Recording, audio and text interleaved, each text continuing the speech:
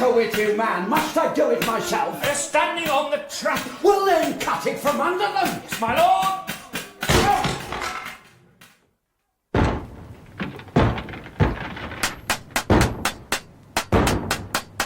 Is it going to hold? Not for much longer. They'll have to climb up one at a time. We still have a chance. Keep behind me and... They've stopped. They've gone away. I think they have more urgent concerns. Your friends are coming.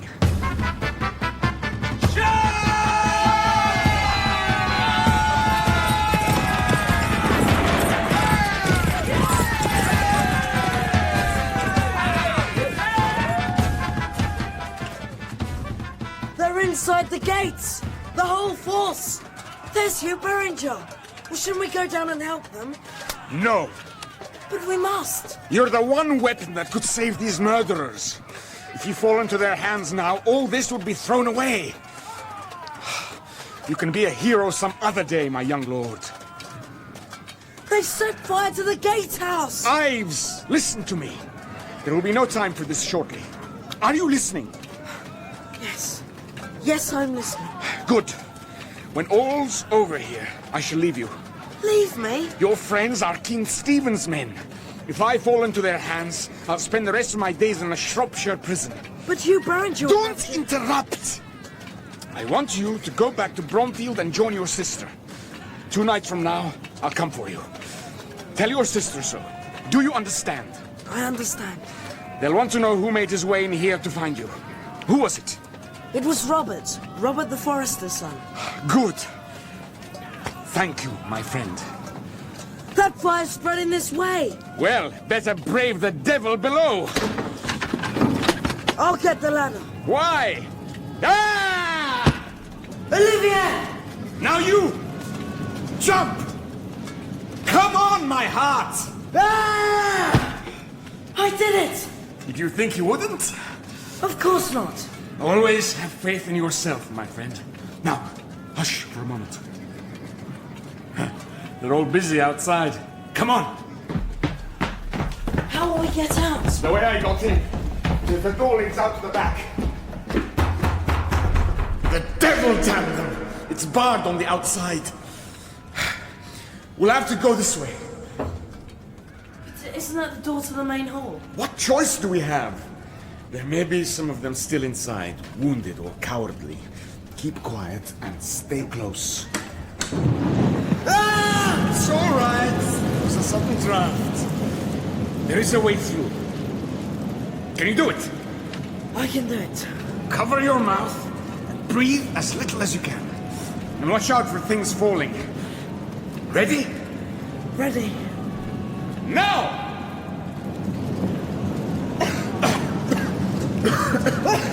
Nearly there. Stay close. Ah! Olivia! My leg is strapped. Go! I can't shift it! Go, I say. Get to the open and hide. Leave me! I can't leave you! Do you have my mission fail? Go!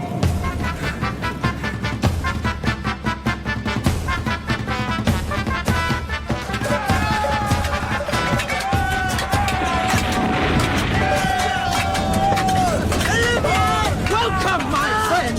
A most timely entrance! Stand, every man! Down arms and draw off! Back! Further! Let me see a clear space before me, or this brat dies! King's man, where are you? Here! Come closer! Enough! Now, King's man, I want a fresh horse, free passage out and no pursuit, on your oath, or I slit his throat! Well? Leave go the boy! He is mine! No! The boy is mine! I have come back for him! No! The outlaw baron saw a dead man advancing on him through the red light of the flames, saw the wounds he himself had inflicted still bloody, and the face he had murdered corpse pale. The shock was brief, but shattering while it lasted, and it lasted long enough.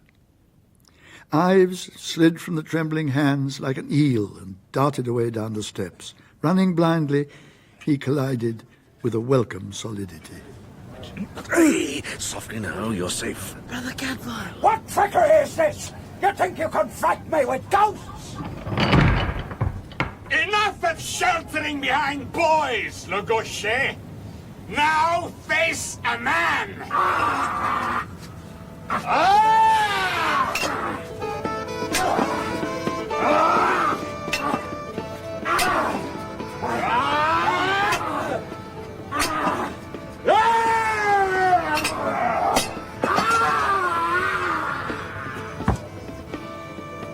The lion's carcass, ponderously and with an awful dignity, had come to rest at Hugh Beringer's feet, to bleed what was left of its life away into the defiled snow.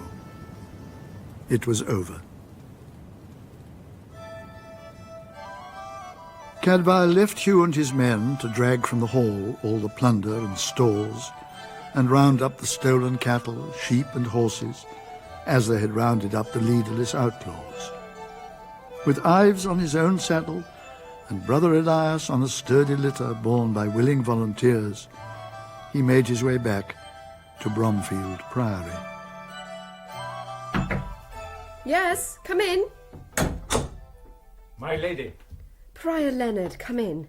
Is there any news? by the grace of God, there is. Hello, Mina. Thank God. And a fine dance you've led everyone, running off into the night like that. Ha! It was you who caused all this. lady. Brother Cadfael, I'm pleased to see you back safe. My thanks. Now, Ives should be in his bed. He's had a couple of days that would wear out any man. His bed is ready for him. Then I leave him to his rest. Leonard, I think that these two have a lot to say to each other. Yes, indeed. Well, till later, my friends. We'll talk more then. Yes. Good. Cadfael returned to Brother Elias, sat beside him a careful while, and saw that he slept deeply and well. Then he went at last to his own bed. Even physicians have need of the simple medicines every now and again. Hello, Brother Cadfael. Master Ives, your sister asked me to come and talk to you. How is Brother Elias? Exhausted, but not too badly hurt. Oh, thank God. What is it that still troubles you? I don't know what I ought to do. It's Brother Elias. When we were in that hut, he told me things. Mm-hmm. I couldn't help it. Hey, now come on. Easy, lad. I mean, was it in his sleep that he spoke? It was terrible. He was awake and asleep at the same time, crying out all sorts of awful things. He said that he killed Sister Hilaria.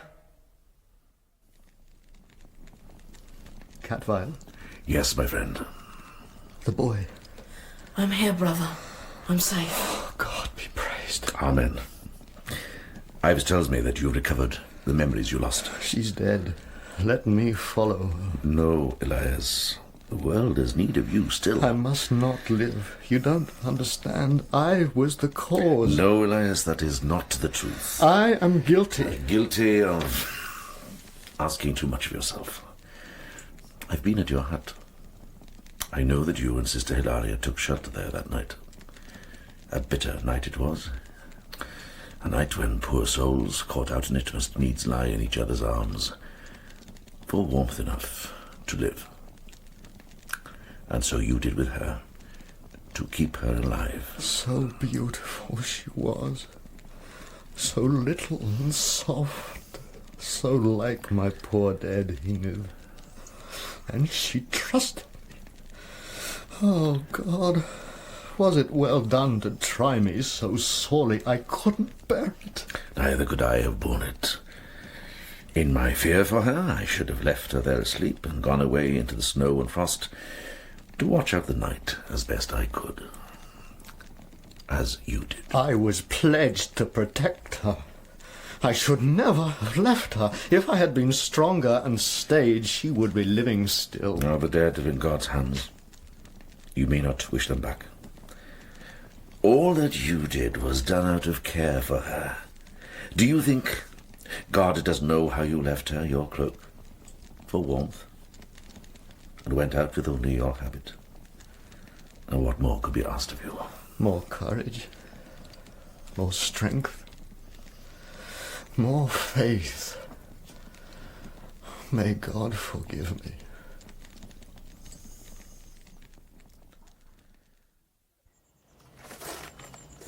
Is it really true?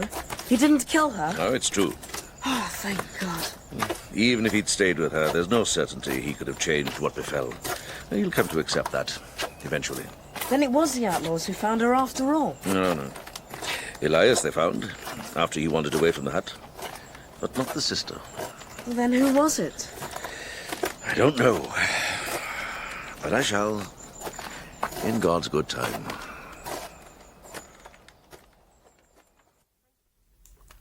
Thank you for telling me, for trusting me. Where is my brother now? He's sitting with Elias. And his mind is eased. It is. He'd be ready to go back to Gloucester with you. Eager, in fact. Your Olivier has a worshipper who would follow him to the world's end. He has two. You no longer doubt him, then? No longer. And you must forgive me for my caution earlier. When is he to come for you? How did you know? Oh, would such a man leave his work unfinished? Or let another complete it for him? Never.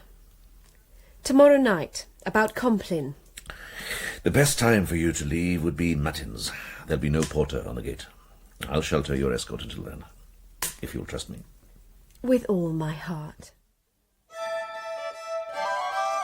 Next morning the sun emerged with dawn, and for the second night there had been no fresh snow. After High Mass, the claimants began to come in to look for their stolen horses.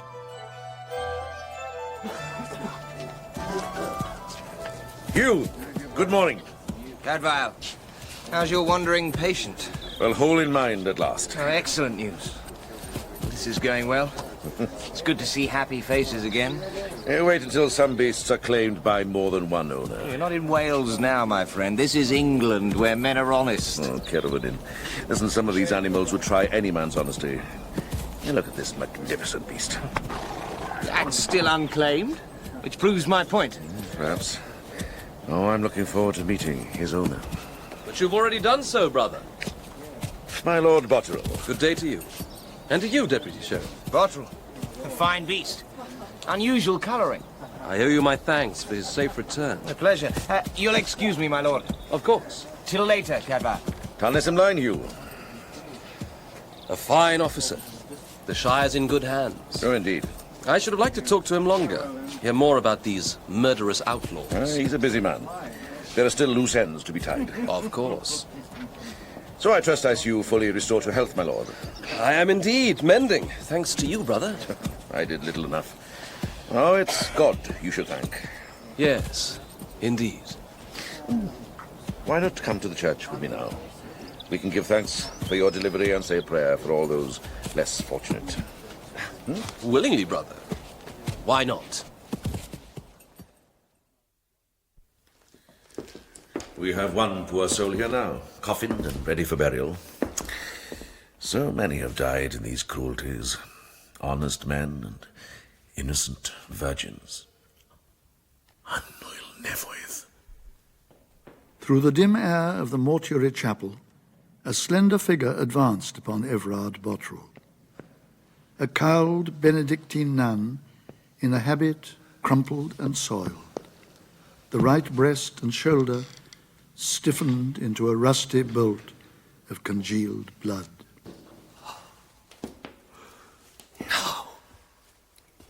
No. Keep away from me. You're dead. No, my lord. I am not dead. Amina. Amina, you're safe. Why didn't you send word? Surely you know I've been searching for you. I know it. And if you'd found me, I should have gone the way my dearest friend went. If you'd found me, as you found her. Who? Who do you mean? I accuse you. I name you murderer and ravisher.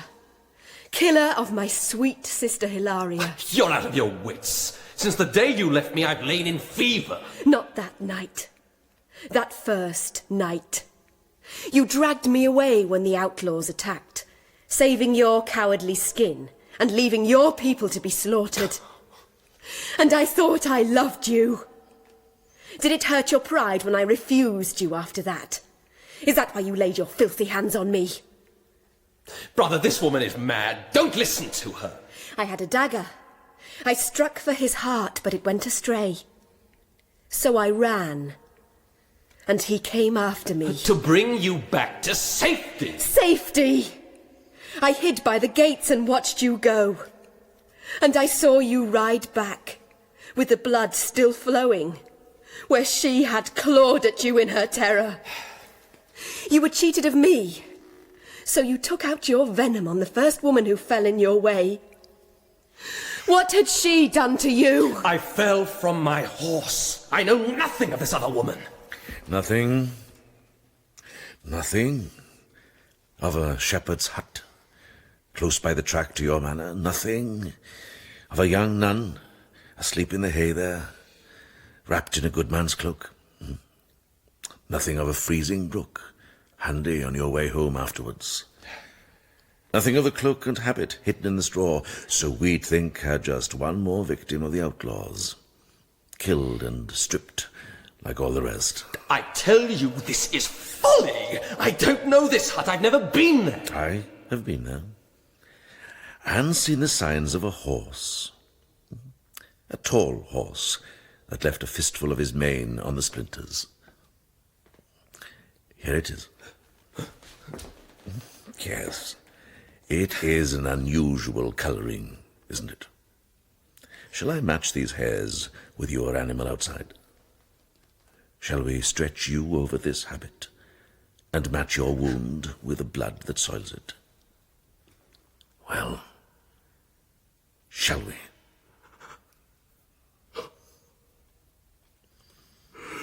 God, forgive me. Forgive me. I only meant to hush her, not to kill. Not to kill.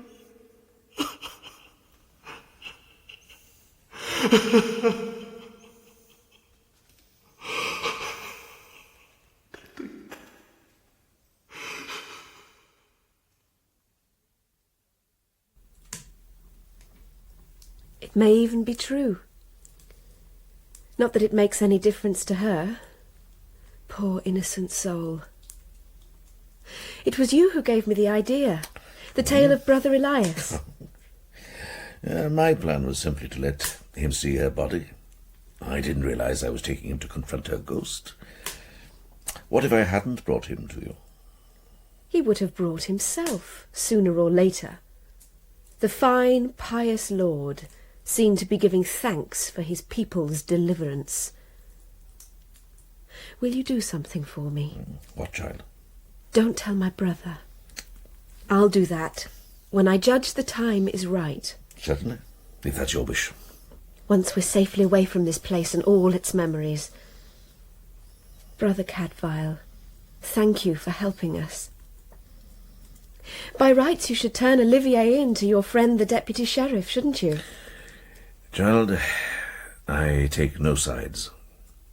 Mine is a different discipline. Among men of decency and honour, I see no enemies. Now go and prepare yourself.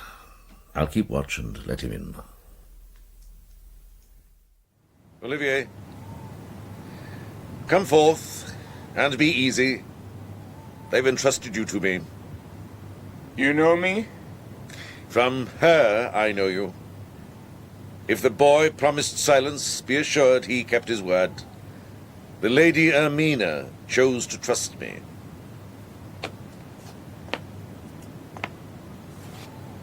And so can I. I can offer you a warmer place to wait.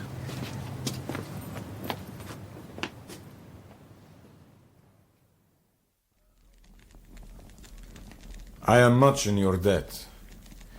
I saw how you cared for the boy after the battle, and he told me that it was you found him and brought him here to safety.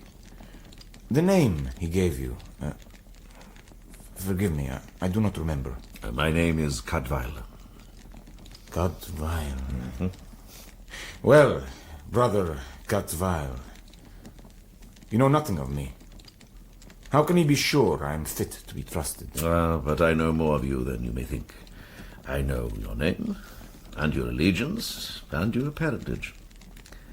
I know that Amina Hugonin, who is well worth the winning, has set her heart on you. She does indeed trust you. So she may, and so may you. What did Ermina tell you of my parents? That your mother was a Muslim woman, and your father a knight crusader. I can see it for myself. I know the Syrian features. She has deceived you for all her trust, but only because she has also deceived herself.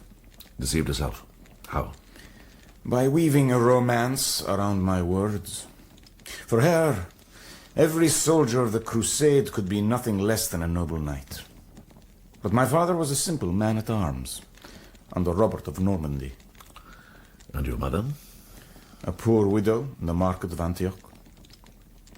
But she was beautiful and loving, and he was brave and kind. And I think myself well mothered and fathered, as well as any man living. I don't know why I tell you all this. I'm a common man myself. I found as good in the kennel as in the court. She's dead, your mother. Else I would not have left her. And your father? I never saw him, nor he me.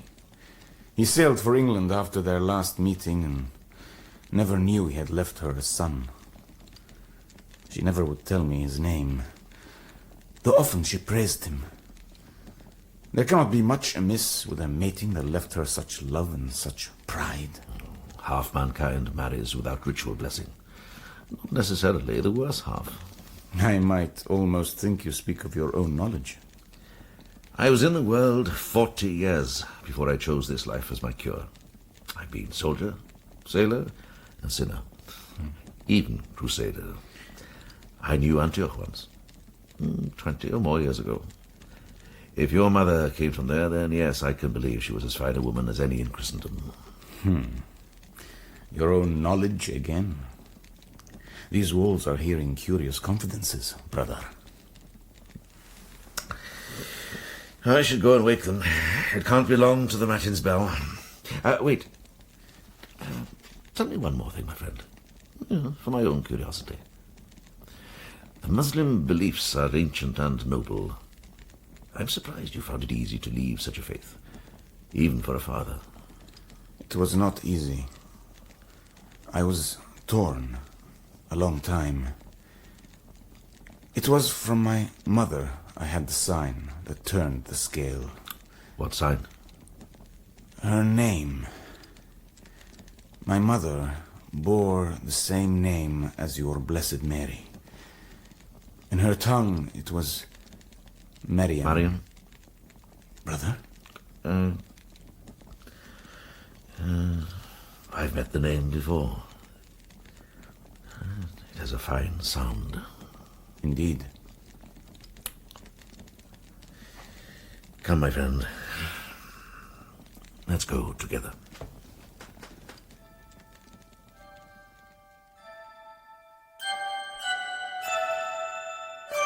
There had been no need to speak, no need to make any claim, no need to trouble in any way the course Olivier had set himself. What need had he now of that father of his?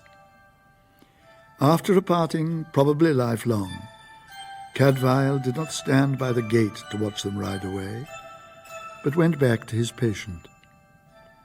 In the secret, candlelit intimacy of the small bare room, he sat beside the sleeping brother Elias.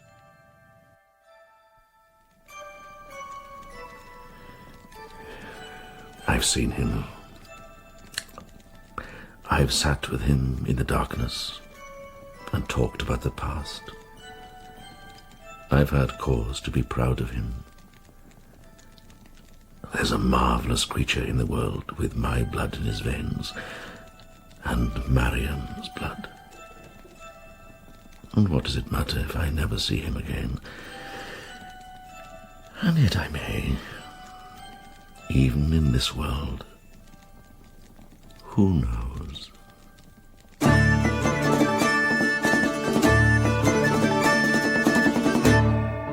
The Virgin in the Ice was written by Ellis Peters and dramatised for radio by Bert Coules. The narrator was Sir Michael Hordern. Brother Cadfael was played by Philip Maddock, Hugh Beringer by Douglas Hodge, Leonard by Leonard Fenton, Olivier by Rad Rawi, Ermina by Moira Buffini, Ives by Dean Magri, Le Gaucher by Peter Laird, Elias by Crispin Letts, Bottrell by Andrew Wincott, The Axeman and Sergeant by Peter Gunn. The music was by Peter Salem. The producer was Phil Clark.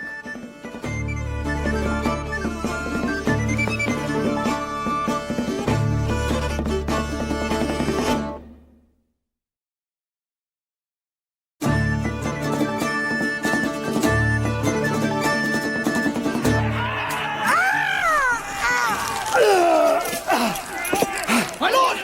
What?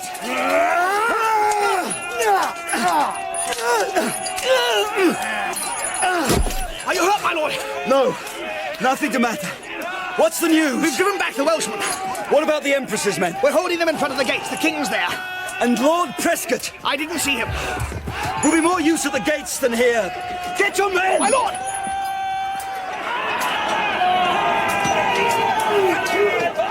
My God! They were coming on in waves. The king rallied everyone for this stand. Can we get to him, my lord? If we could move it on both flanks. Where's Prescott? The king's down! Come on! For Stephen!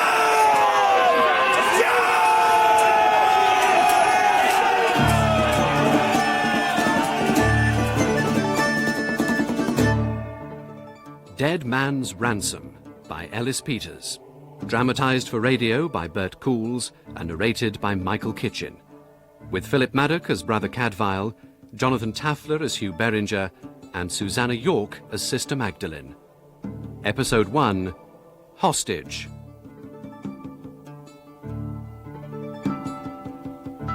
On that day, which was the 7th of February in the year of our Lord 1141, the monks of the Benedictine Abbey of St. Peter and St. Paul in Shrewsbury offered up special prayers for those souls fighting on the battlefields of the north.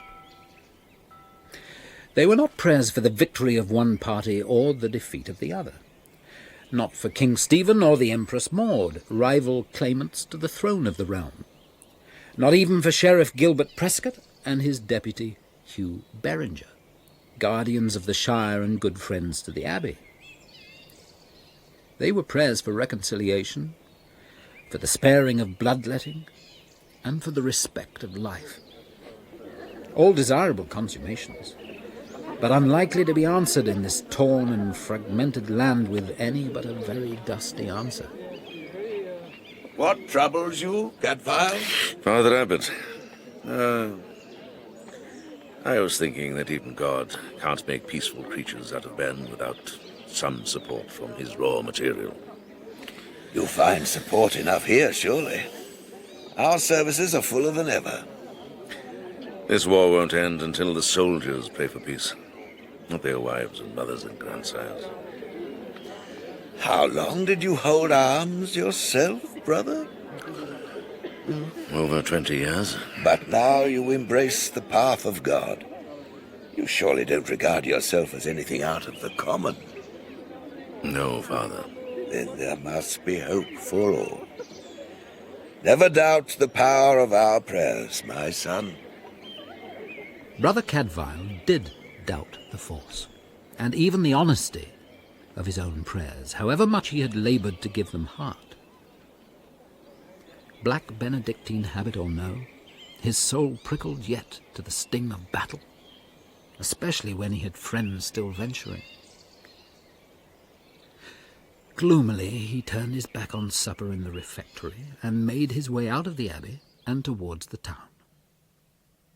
He crossed the bridge that spanned the Severn, glimmering quietly in the wintry starlit frost, and entered through the great gates, and, as he knew it would, his spirit lifted at the thought of what lay ahead. Cadfael may have renounced the simple pleasures of home and hearth and family for himself, but by the grace of God he was still able to enjoy them at one remove. By the time he reached the house by St. Mary's Church that was his destination, he had found an additional reason to be glad of heart. Torches were lit, folk were abroad and stirring, and there was a shiver of excitement in the air. There surely could be only one cause. Is there news? The streets are full. The castle sent word. They were seen from the towers. Oh, then the fighting's done, thank God. When did you hear? An hour ago. They must be in the foregate by now. Do you know how many? No. But he was there. They caught his colours. Diolch iddiw, thank God. Amen. Hey, shouldn't you be asleep, Master Giles Beringer? He knows there's something happening. Oh, yes, he's a lively mind. Ogyn bach, galluog wyt ti, na gwyd. Don't confuse him, Cadfael. Would you have your godson greet his father in Welsh? And why not, pray? Oh, Hugh will notice a difference in him, even in this short time. Oh, yes. Will he take to the church or the sword, I wonder? Cadfael, he's not a year old. Let me keep him a while longer. Young and untainted. Did Hugh send word ahead? Do you know how the battle went? No. But rumour says it didn't go well. Giles is probably going to have a long wait for his father. He'll see that all's settled at the castle before he comes to me. Aileen, if they saw him on horseback, he can't be hurt beyond scratches. And scratches quickly mend. There. That's better now. Keep still, woman. Let go of her. Shut your mouth. Let go, I said. Stand back. Adric! God, woman, what a mouth. Shut it for her. Come here. Come on, man, let us have a go. Is that the only one here? Come on, then. Quiet, quiet. Where's Ellis? There he is. Hey, there you go, lad, eh? Go on. Nah, keep I've got better things to do. Oh, is that it? Where do you keep the drink, woman? The boy's right. Come tomorrow, there'll be women enough for all of us.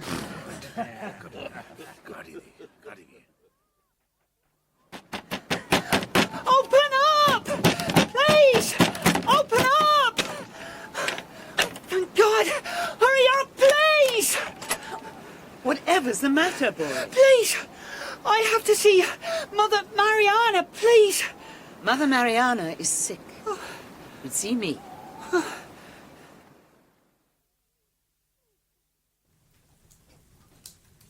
Hugh!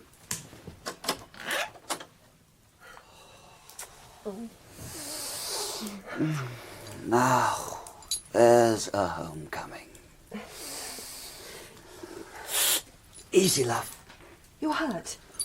What's the matter with your leg? It's nothing. Show me. Nothing, I say. Hugh? Easy now. He's stiff and sore from the journey, that's all. Cadfael. Greetings, my friend. Croisung of Ace. And farewell. I leave you two alone. No, wait. There's news you can take to the abbot. I'll see him myself tomorrow, but he'll want to know this tonight. Go on. I've brought back most of the men we took north with us, but not all. Not all. Gilbert Prestcote's gone. The sheriff? What do you mean, gone? Not dead. Captured. Taken by the Welsh. You're sure of this, lad? Of course I am. I'm no fool. No, you're not. I saw them at Master Trenter's farmhouse, and I heard them boasting about what they were going to do come the morning. You must get the sisters away from here. Must I indeed? Of course you must. What else can you do? The Welsh have had no hand in this war. Not till now they haven't. But they were there at Lincoln, right enough, scavenging the field. Scavenging? That's not Owain Gwyneth's way. This has got to be a rebel force. Yes, so the rumours say. Master by Owain's brother. Oh, Cadwallader. And you think they've got Lord Prescott? Yes, I do. But there's a richer prize been taken, and not by your people, Cadfael. Oh? The Empress's army has captured the king.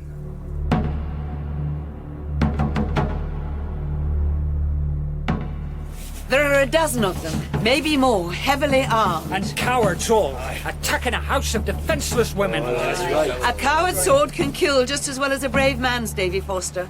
We mustn't underestimate them. You're right, sister. My pardon. We brought all the men we could rouse, sister. I know it, Godwin. And I'm grateful to you all. Anything for you. Now, they'll be coming from the west. The river's too swollen to cross just anywhere, so they'll head for the bridge and the ford. So you'll want half of us at each? No. I want some of you at the convent gates, just in case some of them do get across. The main force should guard the ford. Now, what about the bridge? You can leave me to take care of the bridge. Right.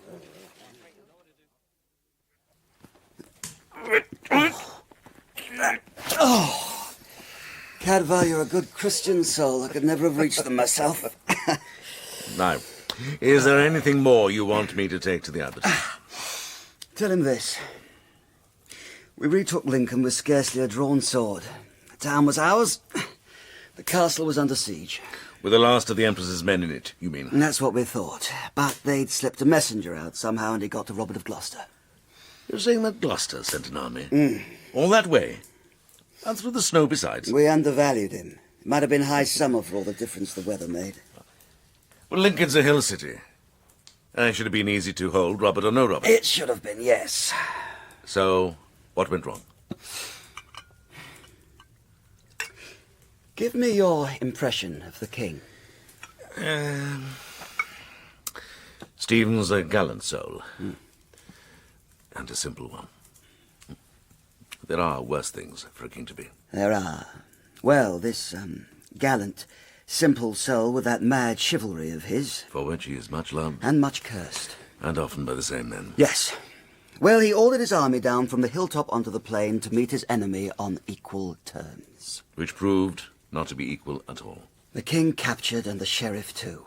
And the city back in the enemy's hands. And all I could do was crawl home with what men I still had. Well, thank God you did. If there's a place Stephen needs you now, it's here. Keeping this shire for him. But then you know that. Or you'd never have left Lincoln. Now I must take the news to Rodolphus, and you must have food and rest. So I'll mix you something to ease those joints. Come to the herb garden in the morning.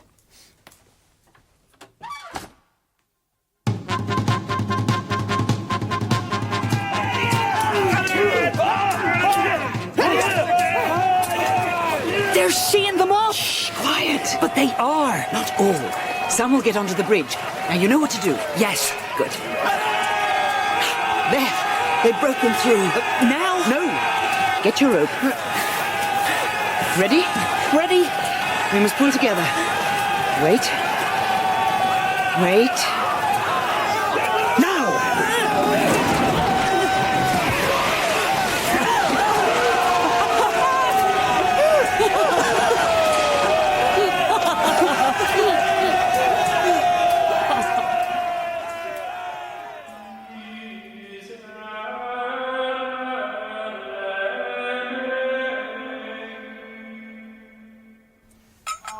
This is grave news, Master Beringer. I suppose there's no doubt. None, my Lord Abbot. Thank you. No, I have a witness who saw the king in the enemy's hands. Still alive, you say? So the man thought. Pray God he's right. Amen.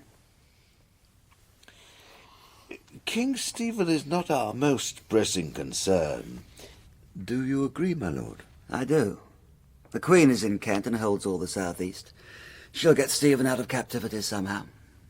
And what of Sheriff Prescott? I'll make what inquiries I can. If he's alive, I'll find him.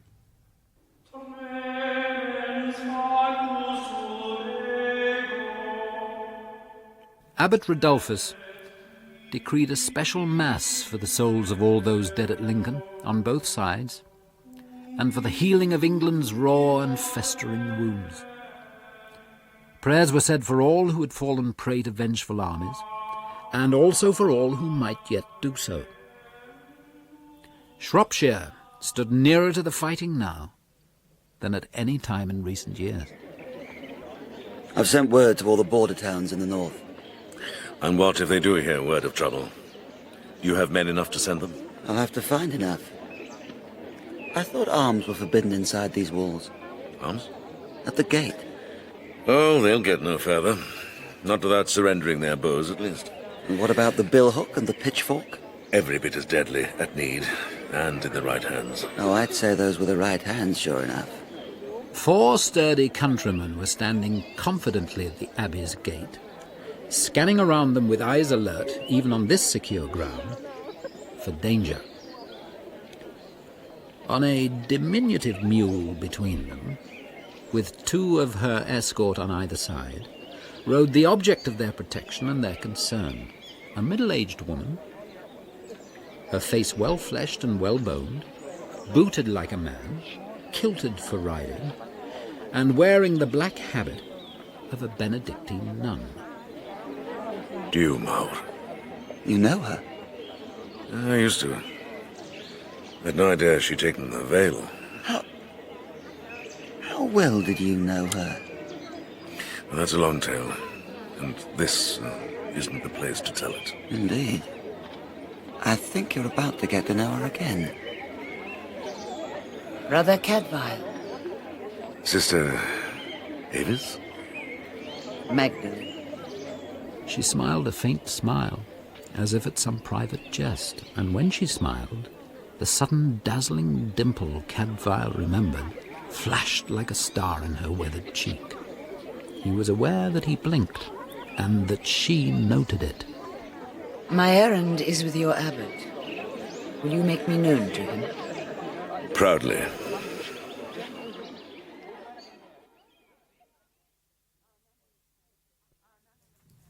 Our nunnery stands just inside the forest at Godric's Ford, close to the border with Wales. Do you not fear to be so solitary in these troubled times?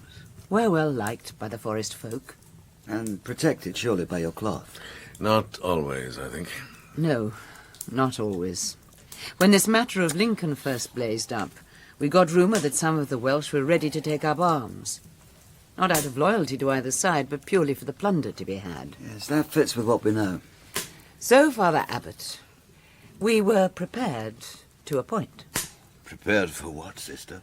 For a Welsh raiding party on its way home from the battle and boasting that it would disembowel the nunnery. Dear God. A despicable undertaking. And we here knowing nothing of your need. We weathered the storm well enough. We have good neighbours. And good sense, too, to use them well. By the grace of God, yes, brother. So, your house still stands? And none within it hurt. What of the raiding party? Most were turned back by our protectors. The others? Broke through to the bridge, which, again by the grace of God, gave way beneath them. Gave way? That bridge is as well built as any I've seen. It seems that God had a little earthly assistance. Somebody sawed through the timbers and arranged for ropes to pull out the supports at the crucial moment. Somebody. Somebody. And with the river swollen after all the rain... It was worse than that, my lord. John Miller opened his sluice gates just upstream of us. On the advice of somebody.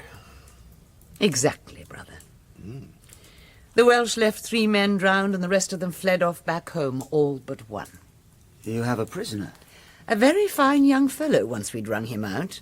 That's why I'm here. I thought perhaps you might have a use for him.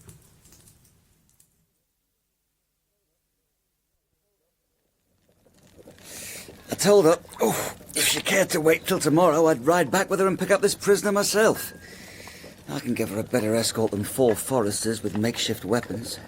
After what those same foresters did to the raiding party, are you sure? No, you're right. Wish I'd had her men at Lincoln. And her, too, as one of my generals. Who is she, Cadfael? Oh, this is ready. And when it's cooled, rub it well into your bruises. Cadfael. In one corner of the abbey grounds, to the south side of the church, and pleasantly within reach of the Moel brook, lay Brother Cadfael's workshop.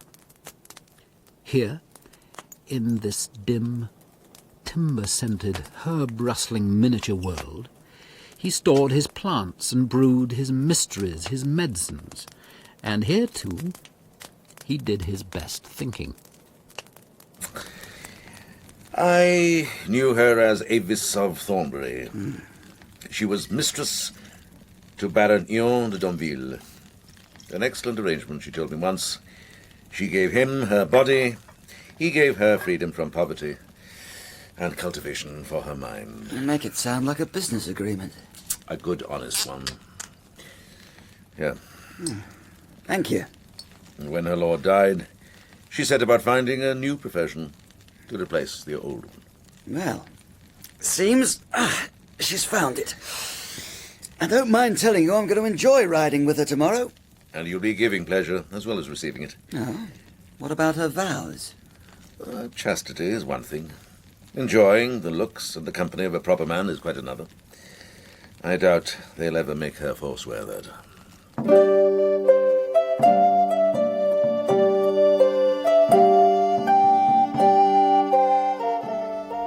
I can't get a word of English out of him, though I swear he knows it as well as I do.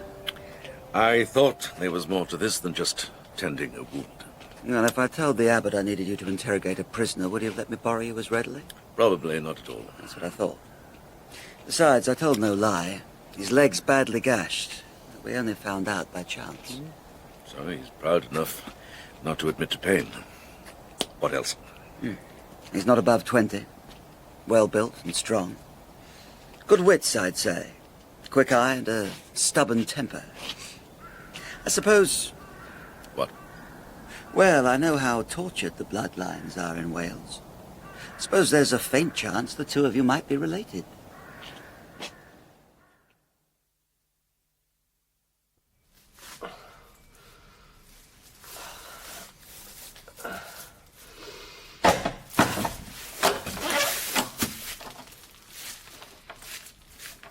Beth wyt ti eisiau, Hendyn? You're hurt, they tell me. I'm a healer. Come on, show me. Show me. Ah! Right. Now let me see. You were foolish to hide this. You could have had it healed and forgotten by now. Are you a fool? Na rwy ddim yn ffwl. Neu fyddwn mor siaradus a ti. You wasted your days at the nunnery. They'd have given you good nursing. Casgliad o ferched gwirion. A parcel of stupid women who pulled you out of the river when they could have left you to die. Ydych chi'n fy neallu? Yes, every bit as well as you understand me. Now speak, and speak English, or I'll rip that dressing off you and let you bleed for the ungrateful brat you are.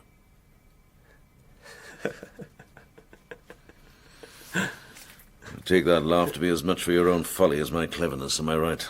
You're right. That's better. But it wasn't folly. You wanted to get your bearings and give nothing away.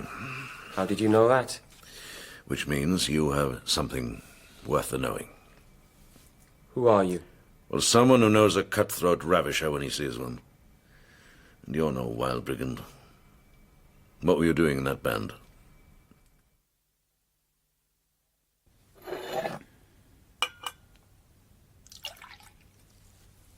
Thank you. Now, Brother Cadfael here tells me that you can be trusted. Yes, sir, I can. And also that you have a story worth the hearing. The brother says I can please both the Welsh and the English, and maybe get my release into the bargain. Is this true, Cadfael? It's what I said, yes. Well, let's see if you said too much. Talk. My name is Ellis ap Cynnan. My mother was cousin to Owain Gwynedd. When my father died, it was Owain watched over me. Your foster son to the Prince of North Wales? Owain placed me with one of his officers, so I'm not his son, not exactly, but as good as. As good as? And the prince values us highly. Us? My cousin Elliot and me, we grew up together. Owain Gwynedd won't willingly leave me in captivity. Though he's not the man to take delight in paying out gold to buy back idiots. Idiots, is it? You said he had wits. I was uneasy about the whole business, long before we attacked the nunnery. I wish I'd kept out of the whole thing. Then why didn't you draw back? Because he couldn't. Not in front of his friends and his comrades. Stick my nose in the air and tell them they were vile. I'm no such hero. But I swear I never meant harm to your ladies. Is it true that it was the prince's brother raised the army? Cadfael, yes. Does Owain know what his brother's up to? Of course he does, and doesn't like it. What did you mean, brother, about getting my release? You were at Lincoln? Yes. And do you know anything of an English lord taken prisoner? If he is in Welsh hands, and if you are truly who you say you are... I am, I swear it. Then you'll make a fitting exchange. Prisoner for prisoner. If Gilbert Prestcote is in Wales. Ellis? I'm sorry. I was at Lincoln, yes, and right in the heart of the battle. But I know nothing of any English prisoner.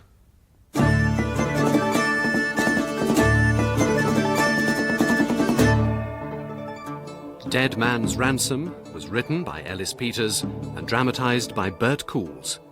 The narrator was Michael Kitchen. It featured Philip Maddock as Brother Cadfael, Jonathan Tafler as Hugh, Susanna York as Sister Magdalene, Jason Hughes as Ellis, Trevor Peacock as Rodolphus, Sean Prendergast as Herbert and the Brigand Leader, Lorien Haynes as Aileen, and David Holt as the Lad. The music was by Peter Salem, the producer, Neil Cargill.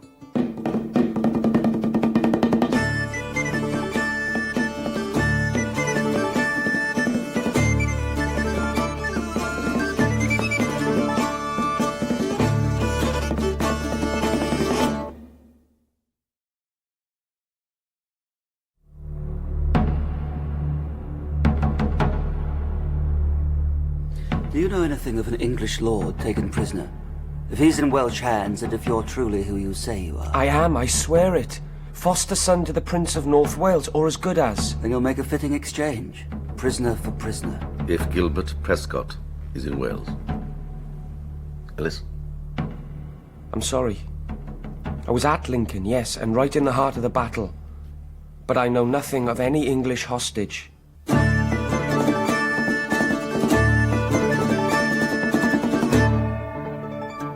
Dead Man's Ransom by Ellis Peters, dramatised for radio by Bert Coules and narrated by Michael Kitchen, with Philip Maddock as Brother Cadfael and Jonathan Tafler as Hugh Beringer.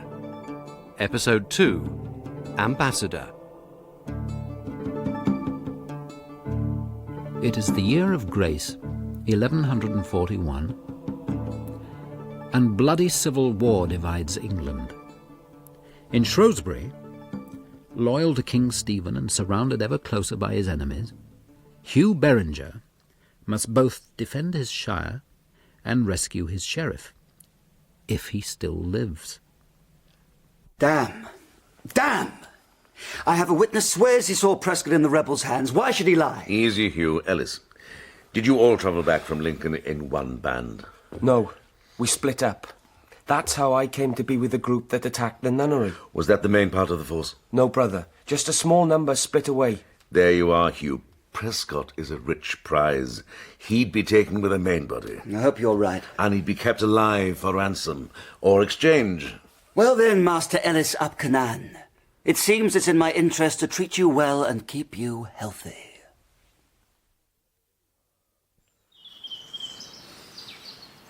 Ah, better than the cell. Oh, much better. You have the run of the castle. And I'm grateful to you for it. I'll hold to my word. You better. It's not too late to rip that dressing off your leg and let you suffer. And undo all your healing? I'll not break my pledge. I know it. Well, I have a scar. When I mend a sword cut, I do not leave scars. You have a lot of experience with sword cuts, do you, brother? Yeah, enough to recognize one made when a man stumbles onto his own blade. Or are you going to tell me it was one of the sisters of the nunnery ran you through? Nearly lamed by my own sword and then fished out of the flood like a drowning kitten. A glorious end to my heroic adventure. Yeah. Well, come on, my hero. Walk with me.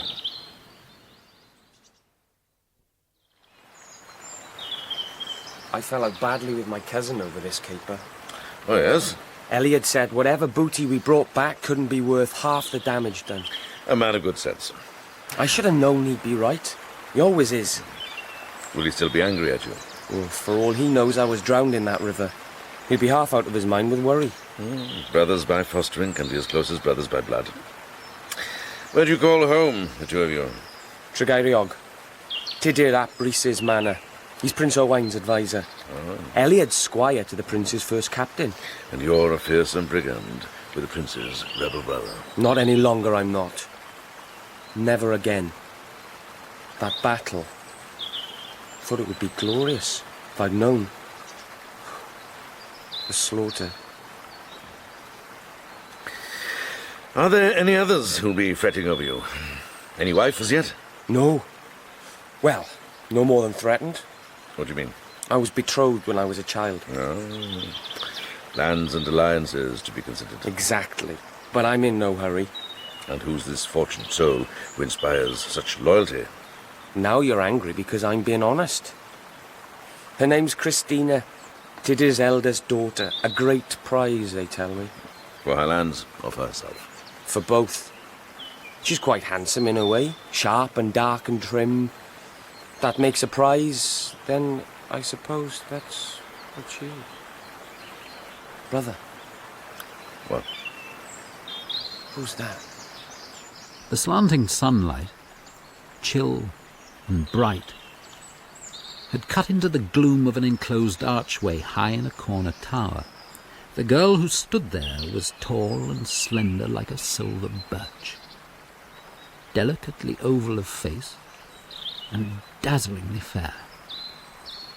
She half smiled for pleasure in the fine morning, but there was something grave, anxious, and sad in her countenance.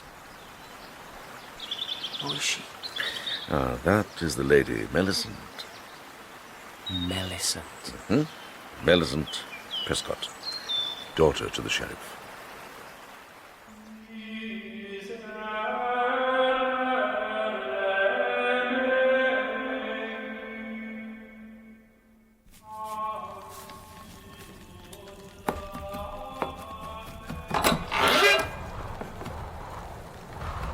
Don't linger in the doorway, friend.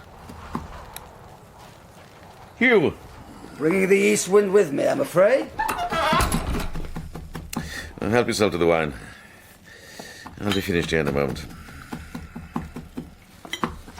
Thanks. That's a weighty frown for a simple task. Oh, it wasn't for the task at all. Something troubles you? I was thinking of Lord Prescott's daughter. Well, don't let the abbot hear you say so. A fair vision. Especially to eyes not used to English beauty. Cadfael? What happened up at the castle this morning? And I was thinking of Gilbert Prestcote. How much he hates anything that comes out of Wales. It's probably nothing. Welcome. I didn't think I'd be seeing you again just yet. Nor are you. I must have a smoother tongue than I thought. What do you mean? I've just come from the abbot and persuaded him to let me borrow you again. He was willing to lend me? In a good cause and for a sound reason, yes. Well, this is to do with recovering the sheriff. Cadfael, just once I'd like to walk through that door with news that comes as a surprise to you. I'm sorry. So, have you discovered where Owain Gwyneth's brother is holding Prescott? No, I don't know that. But you're hoping that Owain does, and will tell you. Not me. My representative.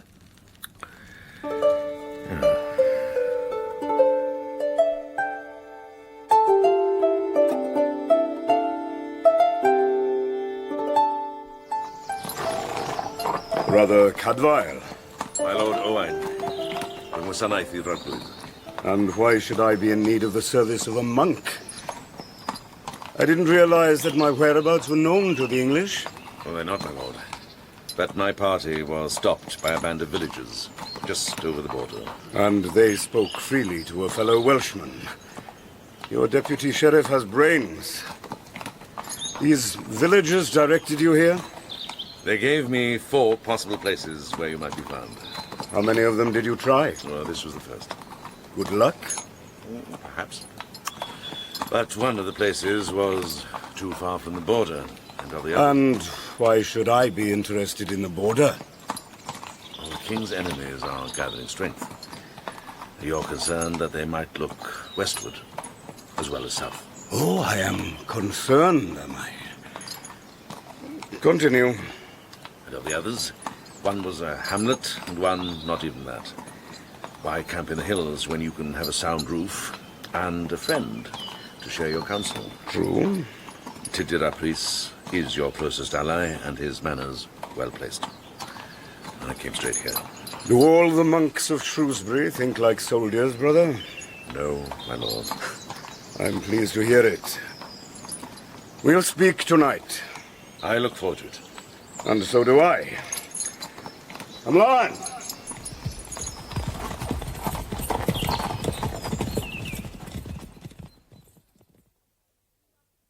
My father bids me welcome you to his halls and offer you my service. I thank him and you. Brother? Would you be your father's eldest daughter, my lady? I would. Then I'm pleased to find you well, Lady Christina. How did a monk of Shrewsbury learn my name? From Ellis Peters. He's alive. Safe and well and in Shrewsbury Castle. A prisoner. But none the worse for it. And he can be bought free very simply. To come back to you. Leard will be glad. Did Ellis speak of him? He was mentioned. A cousin, but brought up like brothers. Closer than brothers. Is Eliot here? He's out on patrol with the prince. Well, he'll have been worried. It would be a Christian act to give him the news. I'll do so. If he hears it by rumour, he might think that Ellis didn't want him told, and that wouldn't be well. Oh, I'll tell him as soon as he gets back. God forbid that I should do anything to blight such brotherly love. Good day to you. So, that's how it is. Well, there's no need for resentment, my girl. You just wait a little till the boy becomes the man. Then you won't be so neglected, brother or no brother.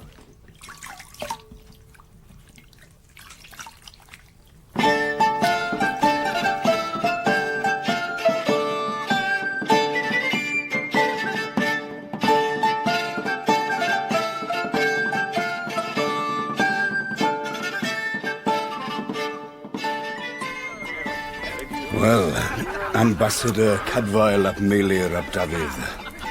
What is this message you bear?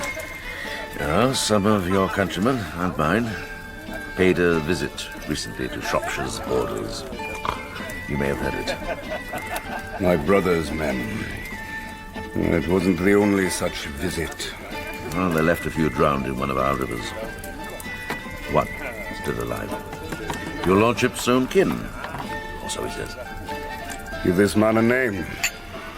Ellis Peters. So, the fool boy is alive.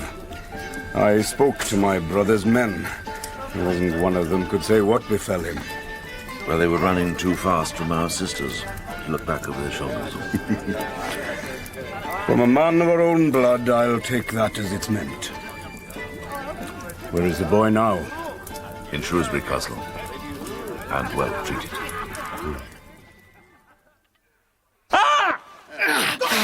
Do you yield? Never! All right, I yield.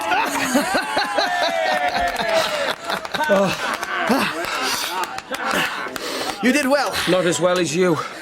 Same time tomorrow. I'll be here.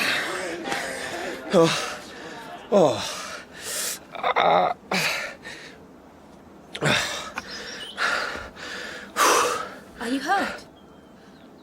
Oh, I think you don't know me.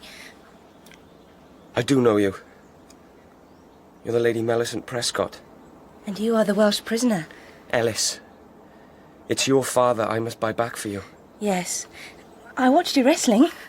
And losing. You didn't answer my question. Are you hurt? No. Never. Never till now. Till now? Now I'm wounded to death.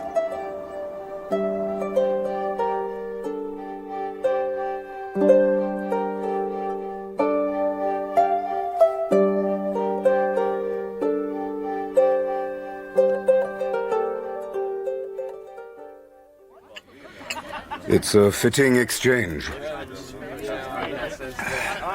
I'll send a messenger to my brother.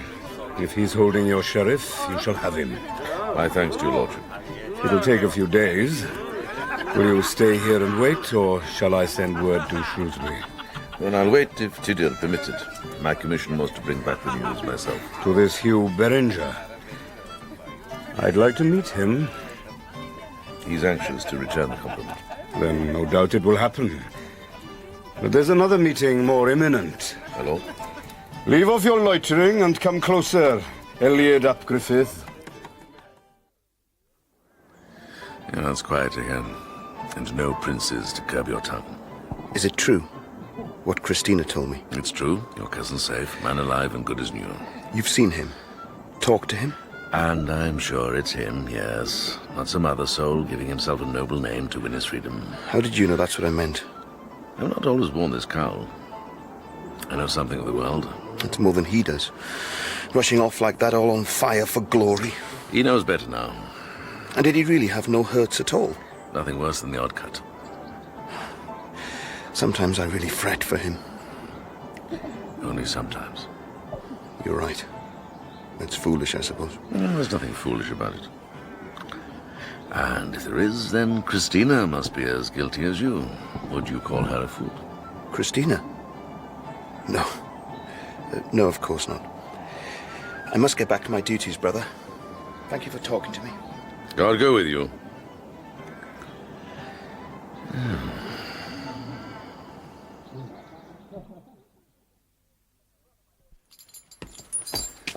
From your brother, my lord. See to your horse, then go and rest. My lord.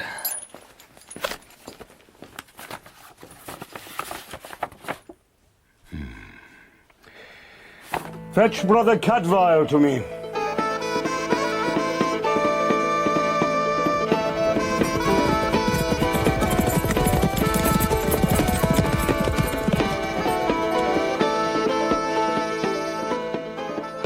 The sheriff is found. Yes, father. Badly hurt. But recovering. Now, as soon as he's fit to travel, Owain will give him escort home. And we'll exchange prisoners at the castle. I don't mind admitting I'll be glad to have him back. As will we all. Morris! Brother Morris! Brother Morris! Leave go of me! Morris! Cadfael! Thank heaven! I heard the noise clear across the courtyard. What's happening? Get him out of here! Easy, brother. Stay there! Can you keep away from me? Keep away! Morris, easy! I'll not come close. Get him out! Out! I'm sorry, my lord. He doesn't know what he's saying. He's Prestcote's man.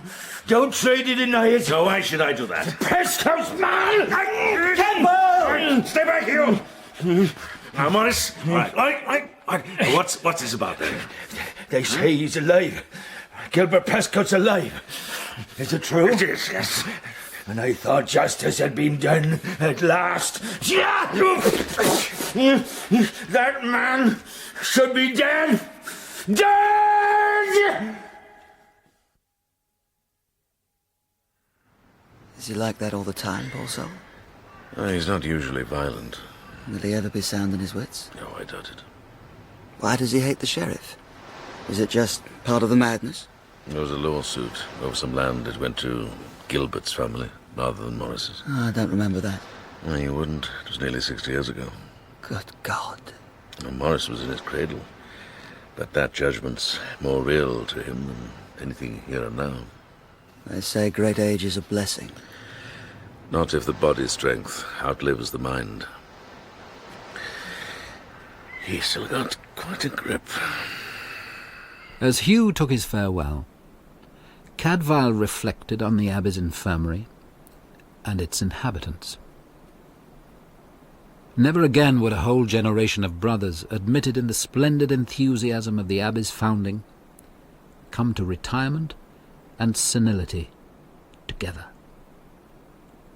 From this time on they would come one by one to their deathbeds in single and solitary dignity. Never again, God willing, would so many souls depart almost together from the big bare room with its tiny chapel and private chamber for noble patients past the help of the town's doctors. Cadfael grieved for a whole chapter of the abbey's history shortly to be gone, leaving the attendant brothers weary and the world indifferent.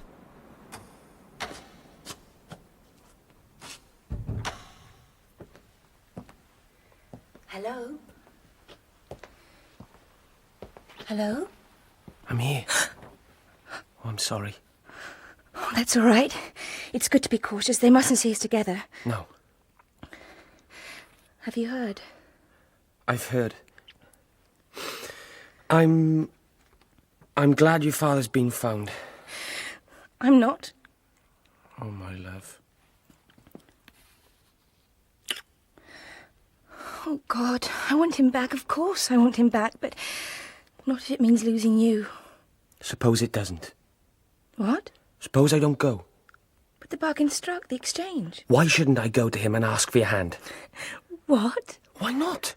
I'm born princely, I have lands, I'm his equal. Oh, you sweet fool. You don't know him. He hates Wales and everything Welsh. He'd sooner marry me to a blind leper. Then what can we do? I don't know, my love. There must be something.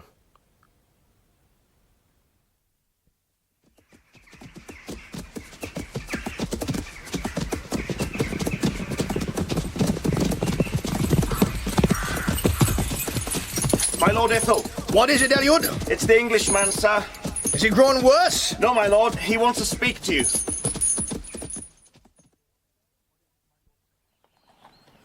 What is it, my Lord Prescott? I know this place. We're nearly at the town. Yes. I'll not be carried through my own gates like a cripple. But my lord... Silence, lad. I understand, sir. Fetch me the quietest horse.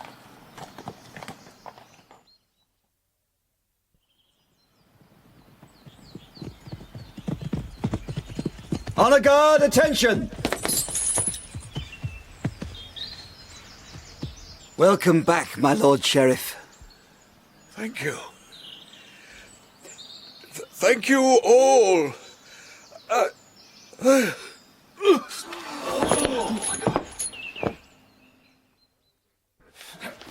You say it was a heavy fall? Yes, brother. Has he spoken since? Once. His wits were sound. Well, he's lost some blood. Now get him onto the bed. He insisted on riding. He would. Is he going to be all right? Oh, there. Right outside with you. Let me look at him.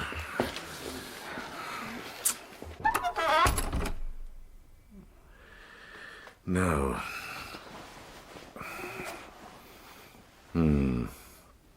What do you think? I think I asked everyone to leave. Cadfael. 2 wounds have reopened. But there are no bones broken. Thank God. He looks so much older. Oh, he's been close to death. Now? Will he live? Given rest and time, I need some things from my hut. And we must warm this room, braziers. I'll tell Brother Edmund. Then we'll cover him up again. Give me a hand with that cloak. Here. Oh, this isn't Prescott's. I think it belongs to Owain's captain. Lord Ithel. Look at the clasp. Yeah, that's Welsh gold. There. I'll see you back here later.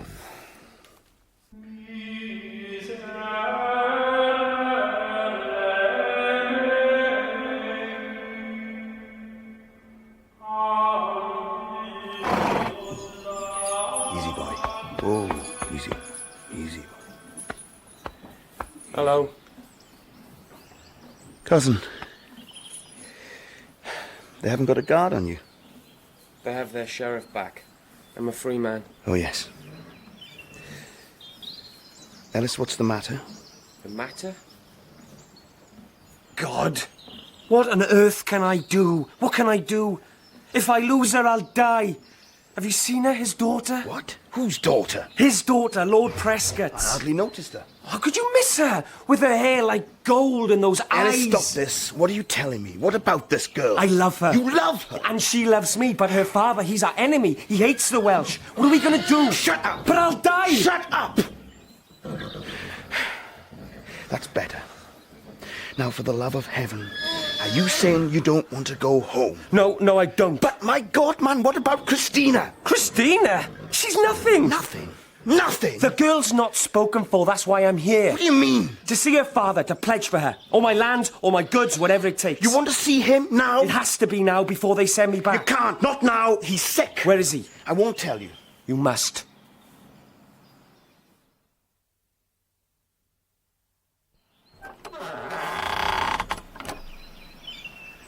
Well? He's deep asleep. I couldn't talk to him. I have to get back to the stables. Why? To get Ithel's horse ready. We're leaving in less than an hour. So soon? And I have to go with you. Oh, God.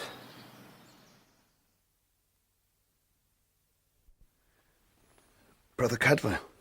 Elliot, is everything ready? Brother, forgive me. I don't mean to trouble you. What is it, lad?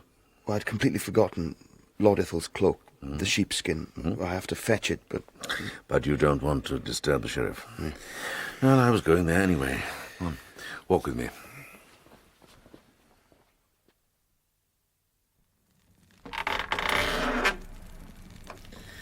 Come in with me. Yes, brother. Now speak low, but don't whisper, because whispering will disturb him. Oh, right. Where's the cloak? Here. That's odd. What? Nothing. Take it, lad. Thank you.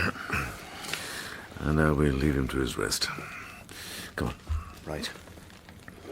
Oh, for God's sake, boy. Sorry. Did I wake him? Elliot, wait for me outside.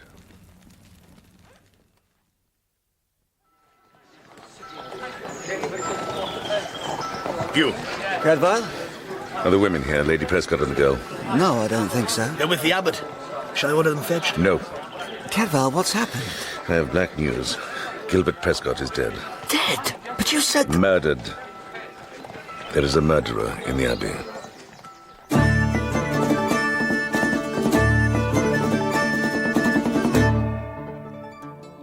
Dead Man's Ransom was written by Ellis Peters and dramatised by Bert Coules. The narrator was Michael Kitchen. It featured Philip Maddock as Brother Cadfael, Jonathan Taffler as Hugh, Jason Hughes as Ellis, Katie Odie as Lady Melisant, Sean Probert as Owain, Trevor Peacock as Rodolphus and Lord Prescott, Siobhan Flynn as Christina, Mark Lewis Jones as Eliud, Sean Prendergast as Edmund and Ithel, and Douglas Blackwell as Morris. The music was by Peter Salem, the producer, Neil Cargill.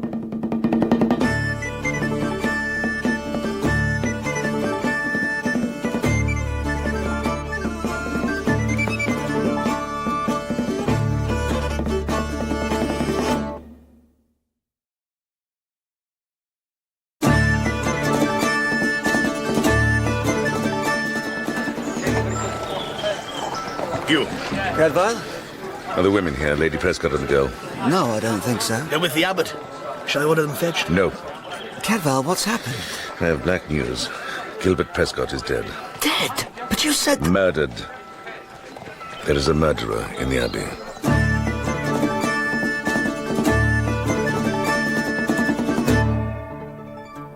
Dead Man's Ransom by Ellis Peters. Dramatised for radio by Bert Coules and narrated by Michael Kitchen. With Philip Maddock as Brother Cadfael, Jonathan Taffler as Hugh Beringer, and Susanna York as Sister Magdalene. Episode 3, A Princely Death. It is winter, in the year of our Lord 1141, in an England riven by civil war. The welcome prospect of an alliance between King Stephen's men in Shrewsbury and Owain, Prince of Gwynedd, ruler of North Wales, appears to have been shattered in a single stroke. Are you sure of your words, monk? Quite sure. He was wounded and weak, Cadfael. Maybe he just sunk too low to climb back up again. No blame to you, my lord. He was very feeble, true. It would have been easy to slip over the threshold. Then why raise the cry of murder? But only if the threshold had been greased. Speak plainly. There was a hand that held him under, and the signs are clear. I see no signs. Show us. Look here. Round his nose and mouth. Bruises? From his fall? Yeah, they weren't there when we put him to bed. Neither were the teeth marks in his lip. See? What do they mean? That someone clamped a hand over his mouth and pressed down hard. To cut off his breath? I think to stop him crying out. He was likely smothered with something soft, held over his entire face. There must be no mistake about this. There is none. As sure as God sees us, this man was murdered. Dear God in heaven, in the abbey.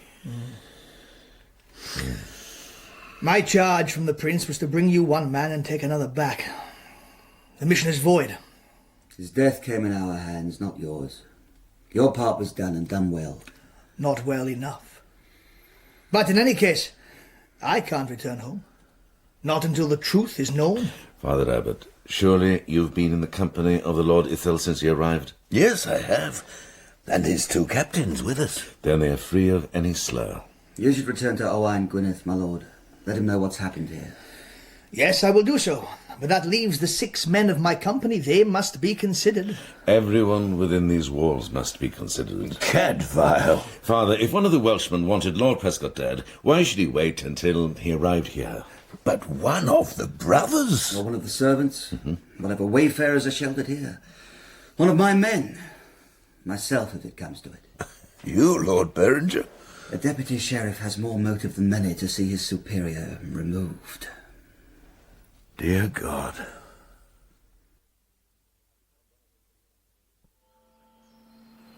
I've questioned all of the Welshmen.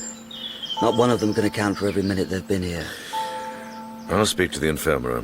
Murder in his own chambers. If I know Edmund, he'll be distressed beyond all measure, blaming himself for not mounting a watch over the sick room. Why should he? Exactly.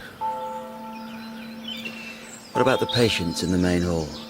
Could they have seen anything? All manner of people come and go through those rooms. But you're right, they'll have to be questioned.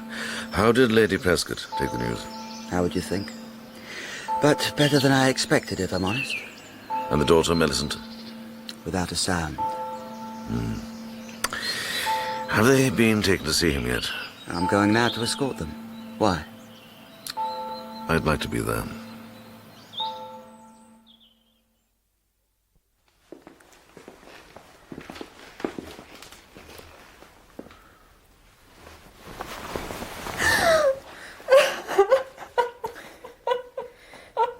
Thank you, brother. You may cover his face again. My lady.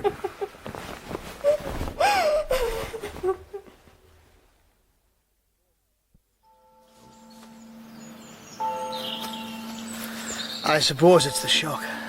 Not the calmness in the girl, you mean? Very probably. My lord, I blame myself for this. The Lord Prescott was under my care. If only I... No blame attaches itself to you, Brother Edmund. But it does. Oh, it surely does. Hush now. There's no man takes better care of his charges, as well you know. Look, not all. Not all. You're taking more than your due, and that's all you're guilty of, in God's eyes as well as ours. Keep your balance, Edmund. The others still need you. Yes. Yes, you're right, I suppose. Horsey's right, brother. My experience he usually is. You. What will happen to Ellis? Our Welsh hostage. Hardly had time to think. Not even sure where he is. He's watching us closely from by the gatehouse. And his foster brother with him. They both look like lost souls. Yeah, very different souls in happy times. Now death has made them twins. My Lord Berenger. Lady Millicent. I thought you'd gone with your mother. Her handmaid's looking after her. I wanted to ask you a question, you and the brother infirmary. What question, my lady? I know that my father wasn't constantly watched, But was anyone seen going into his room? Anyone at all? Edmund? I myself looked in twice. And anyone else? I know of only one. Brother? But there was surely no harm in it. It was my second visit. I found a man beside the bed, leaning over the Lord Prescott. Did you see what he was doing? Well, it seemed to me that he was trying to wake him. Well, I couldn't have that, so I took him by the shoulder and pointed him out of the room. You went willingly? He made no protest. And no harm was done. The Lord Sheriff never stirred. No. No, ever will again. Name him, this man. It was him. The prisoner. Ellis Peters. What have we done? My lady. What have we done, you and I? Millicent. You went in there. He wanted to speak to him. Nothing more, I swear You it. swear it. You swear it as you swore your love for me. Yes. Cadfael, did you know about this? Something of it. I do love her. And I went to pledge to her father to kneel and offer my lands and my titles. I love her and she loves me. No, I take back my love. I hate you. I loathe you. My lady. Do you know what else he swore, this Welshman? I'll tell you. Over and again he swore it, that he'd do anything to keep us together. I didn't mean anything, and now he's done it. Millicent, listen to Don't me. touch me. Don't come near me. Murderer. No! Never! Enough! Now let's get to the heart of this. Brother Edmund. My lord. You say you found this man in the sheriff's room. Yes. Had he been there long? I thought he'd only just then crept in. But he could have been there longer. He could have been standing over a man he'd already smothered. It might be so. No! But the thought didn't enter my mind. If there'd been anything sinister in him, wouldn't it have shown? Did you look at the bed again after he'd gone? Was the sheriff breathing? I did look, but not closely, and you know how deep asleep he was. I wish to God I'd checked. You had no cause to, and his best cure was to be left alone. And you don't know of anyone else who might have gone into that room? No one, but the door was never locked. There may well have been others. One was enough, and that one we can put a name to. No, my lady, this is all wrong. Quiet, lad. Ellis Peters. How do you answer this charge? The Lady Millicent does me terrible wrong. I wouldn't have hurt her father, not for any gain. I never laid hand on him. But you did go to the room. To ask for her hand. I know he was an enemy of the Welsh, but he might have listened. He might have... How did you find him? Deep asleep, as the brother says. That's the truth, and I'll swear it on the altar. It is the truth. Brother defends brother. Ellis was with me. He told me about the lady and that he loved her. He wanted to speak to the Lord Prescott man to man. I saw him enter the room and leave it, and there was no manner of stealth in him. He crossed the courtyard straight and true, not caring who might see him go in. Oh, but he was the only one who did. Anyone could have entered. It can't be proof that anyone did. I think it can. Cadfael? Something's been worrying at my memory, some morsel I couldn't bite down. And now you can? Yes. When he was brought into us, Gilbert Prestcote was wrapped in a fine cloak. Sheepskin. It belongs to my Lord Ithel. Do you recall it, Hugh? Yes, I do. A handsome cloak with a golden clasp. Right. And when Elliot asked me to fetch it for him, something about it was wrong. I said so at the time. You did, brother. Well, now I know what it was. The clasp was gone. Is this true, boy? Why wasn't it noticed? And all the hue and cry. Has Ellis been alone since he left the sick room? Not for 1 second. So says his foster brother. So will say many. The Welsh soldiers, the brothers in the courtyard, we've always been in sight. Strip me! Search my body! I won't endure to be thought thief and murderer both!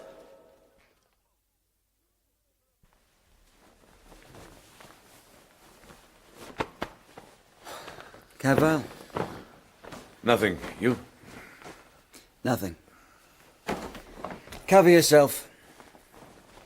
Are you content? Are you? This was your idea, remember? I'm content. You'll still have to be held under guard. Along with Elliot and the others. I understand. Cadfael, will you come back with me to the sick room? Of course. Brother. What is it? The Lady Millicent. I don't understand why she turned on me like that. She did say she loved me. And what else did she say? Did she tell you her father would never agree to the marriage? I said she did. And did she wish that something might delay his return? Or perhaps even prevent it altogether? Even half in jest? Did she wish that? She did. Then right now she hates herself far more than she hates you.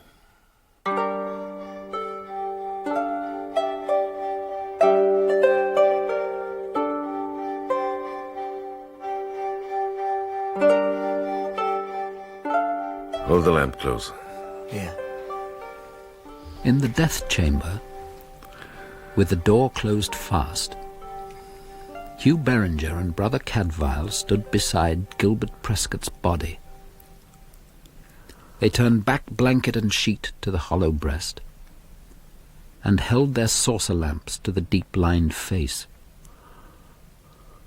The steady light moved slowly across the still, bruised mouth, the nostrils, and the grizzled beard. No matter how feeble or how deep asleep, a man will fight for his breath.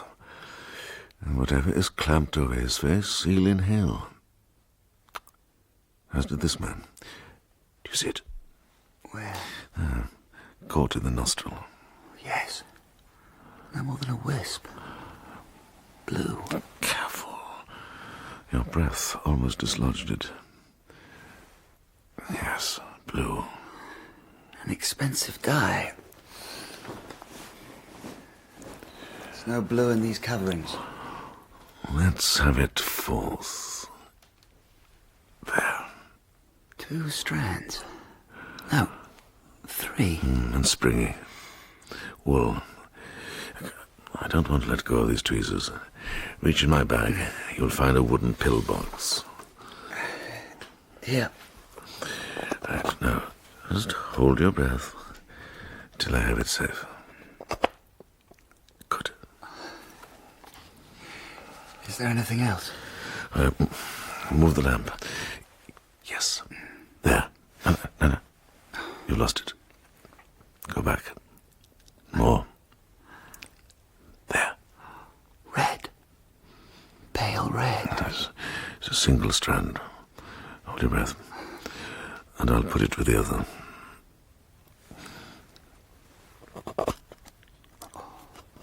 Right. Blue and rose. Precious colors. Expensive. But not as expensive as that. Where? Caught in the side of his beard. There. Yes. Expensive indeed. Let's see if I can get it free without breaking it. Oh. Well done. Golden thread. Blue and rose and gold. He died a princely death. Cloth of fine wool and golden weave. Tapestry. A lady's gown. Or an altar cloth. No, I refuse to believe it.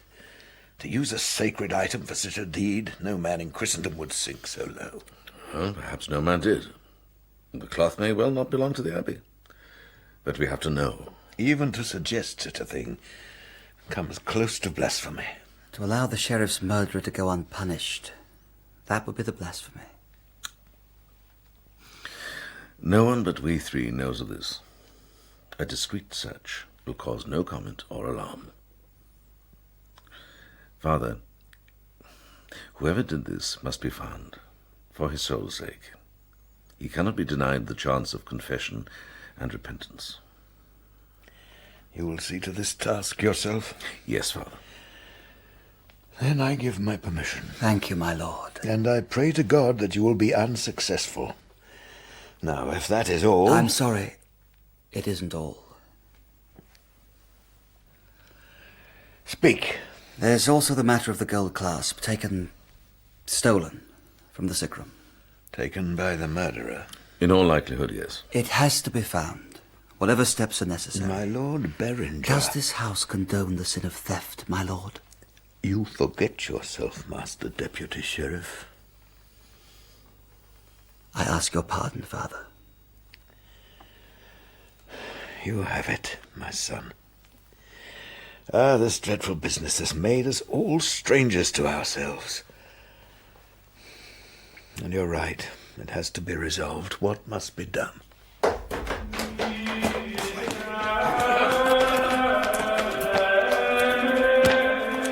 They searched. Cadfael for a cloth, any cloth, which could show the colours he sought. He examined every hanging, every tapestry and altarpiece the abbey possessed, but none of them matched the precious, quivering fragments. Hugh, for his part, searched the cells of the brothers, the novices and the boys, and the hostels which housed the abbey's visitors, both high-born and low. But nowhere did he find any trace of the great golden pin that had held the collar of Lord Ithel's cloak to keep the cold away from Gilbert Prestcote on his final journey. The day was spent by then, but after vespers and supper, Cadfael returned to the task. I shall pray for him.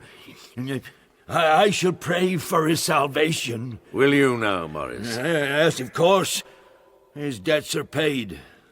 Divine justice has been done. And whose hand was God's instrument? Blasphemy! The hand was God's own. You do wrong to doubt it. I shall pray for him.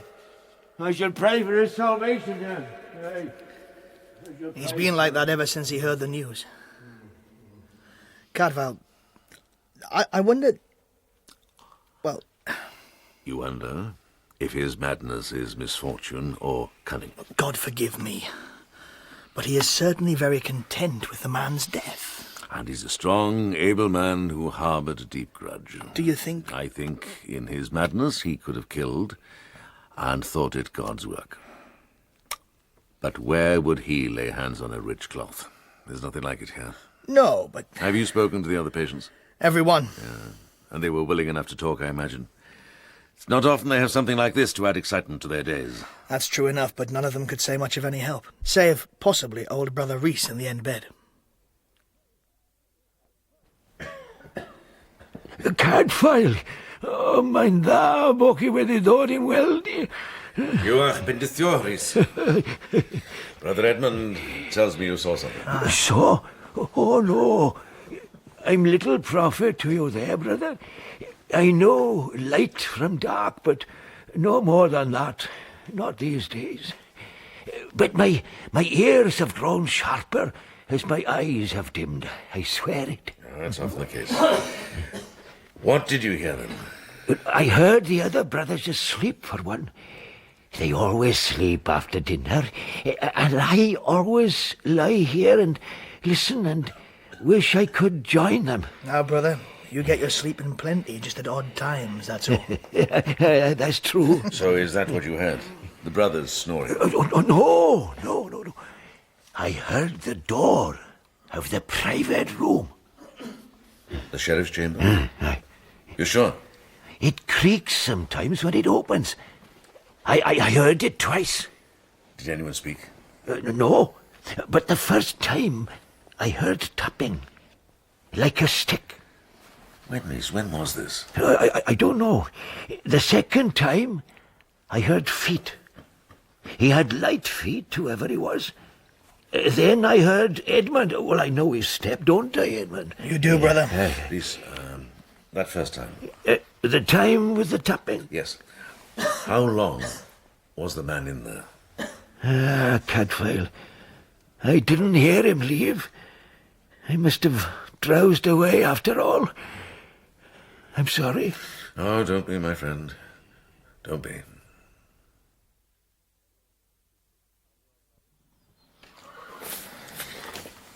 Anion Nap Gurfrey. That's my name. Brother Edmund told me I'd find you here. Well, I'm a cattleman. You've no calves or lambs, so I work with your horses. And work well, so I'm told. You seem to be told a good many things, brother. You spend less and less time in the infirmary now. Oh, my leg's mending. That crutch is awkward for you. I can work with one hand, or sitting if need be. Your leg's mending. You'll be able to throw your prop away any day now. I've been told not to. Not yet. Mm-hmm. And you do what you're told. It's some men's fate, brother, to follow orders. Oh, then you'll be glad to get away from here and back to your cattle, where they do obedience to you. I tend them and care for them. Mm-hmm. As we've done for you. Did I say otherwise? You won't mind if I sit down? You know the thing that happened in the infirmary? Is there anyone here that doesn't? It was after dinner. I doubt you stay there long once you'd eaten. Sleeping after a meal, that's for the aged. That's not for you. I left them snoring. Why do you want to know? Because you might be a good witness. Why else? Did you see anything to give you pause? Any man lurking? I saw no man. The sheriff had his enemies, like the rest of us mortals. One of them deadly. I saw no man, friend or enemy, anywhere near that door. Where did you go? Here, to the stables. To the brook. When the wind's up, it smells of the hills. I was tired of the smell of shut-in old men and their talk that goes round and round. Like mine. I didn't say so.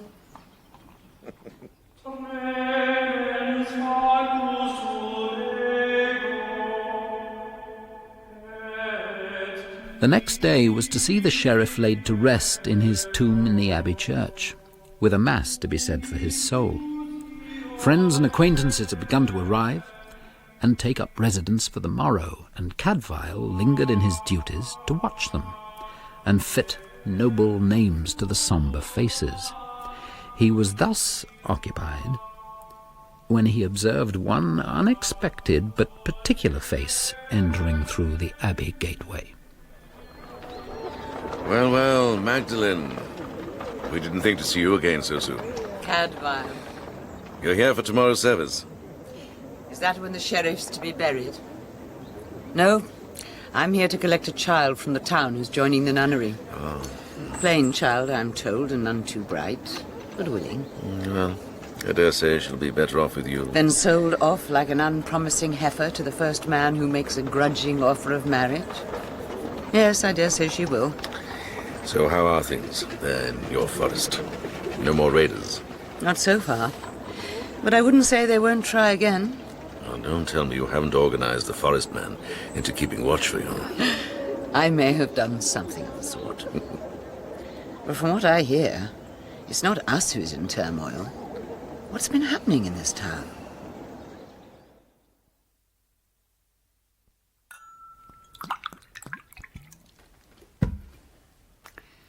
Thank you.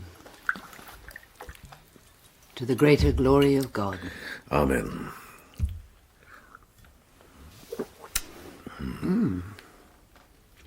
Is this your own brew? It is. Almost as good as mine. Well, Cadfael, I wouldn't say that boy couldn't kill a man, but I don't think he'd kill his girl's father. Oh, it's easy enough to ease the man out of the world, though. And even someone not given to murder could have done it before he realized. So it could be said. No. Only a stranger can be killed that easily. This lord was armoured in identity. The one man who could give the lad what he wanted most. And the one man who prevented him from having it. I may be wrong about him. He may be the one of his kind who does what his kind doesn't do. There's always one. The girl believes absolutely that he is guilty. Yes, this girl. They're of an age. Yes. And she's the more mature, and by some years. Is it possible that she... Possible. Well, I suppose so. But you don't think so? Or don't want to? You said she's racked with guilt. For her thoughts, nothing more. But if she did love the boy... No, I think she did. And still does, for all her accusations. Then if you're right, perhaps some good can come out of this grief in the end. My Lady Millicent. Brother? Come in from the cold. How may I serve you? My business is with the sister from Godric's Ford. Good day to you, sister. Magdalene, what business can you have with me, child? Sister, when you go back, I want to go with you. I've done with the world. I'm going to become a nun.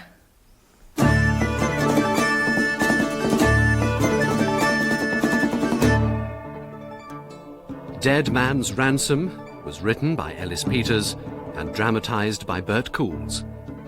The narrator was Michael Kitchen. It featured Philip Maddock as Brother Cadfael, Jonathan Taffler as Hugh, Susanna York as Sister Magdalene, Jason Hughes as Ellis, Katie Odie as Millicent, Mark Lewis-Jones as Eliud, Trevor Peacock as Rodolphus, Sean Prendergast as Ithel and Edmund, Douglas Blackwell as Morris and Rhys, and Matthew Morgan as Anion. The music was by Peter Salem, the producer Neil Cargill.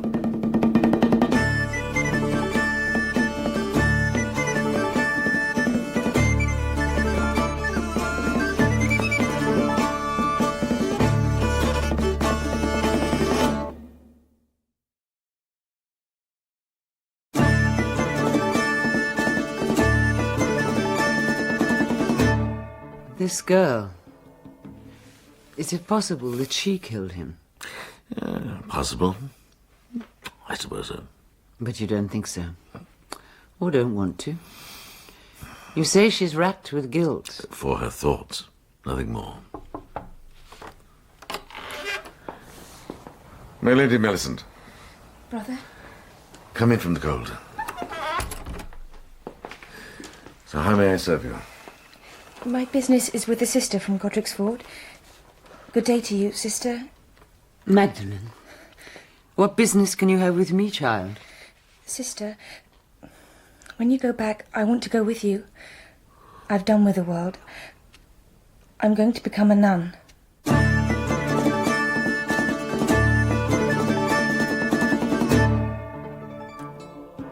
Dead Man's Ransom by Ellis Peters. Dramatised for radio by Bert Coules and narrated by Michael Kitchen. With Philip Maddock as Brother Cadfael, Jonathan Taffler as Hugh Beringer, and Susanna York as Sister Magdalene. Episode 4, Allies. It is the year of grace 1141, and the mortuary chapel of Shrewsbury Abbey houses the body of Lord Gilbert Prestcote, robbed and murdered by an unknown hand. On this cruel winter's day, with the air biting and the frost on its way, the abbey holds several souls who had no cause to love the dead man. It also shelters the beautiful Lady Millicent, his daughter. Done with the world? That was my word. Child, as long as you live and breathe, you'll not have done with this world. But if I join the Benedictines... We live in the same world as the souls beyond our walls, my lady. You're young and fair and nobly born, and you want to abandon marriage, children, position, honours, everything? Yes. Yes, I do. Even if you're right in rejecting one man, that's hardly cause to reject them all. I will have nothing to do with men. Never. My dear, that cannot be. Not till the day of your death, even within the nunnery. But surely if... Bishops, abbots, priests, confessors, all men, and blood brothers to all mankind. You can't escape from your part in humanity. Then at least I can escape from love. Love is the one thing you must never turn from.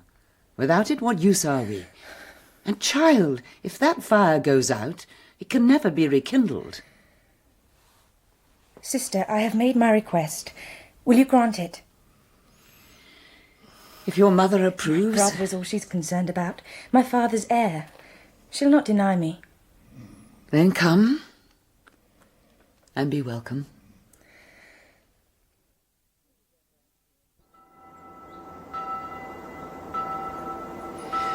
She'll be better out of here, away from the lad. And you'll make sure she takes no vows. Of course. Do you think this is guilty flight?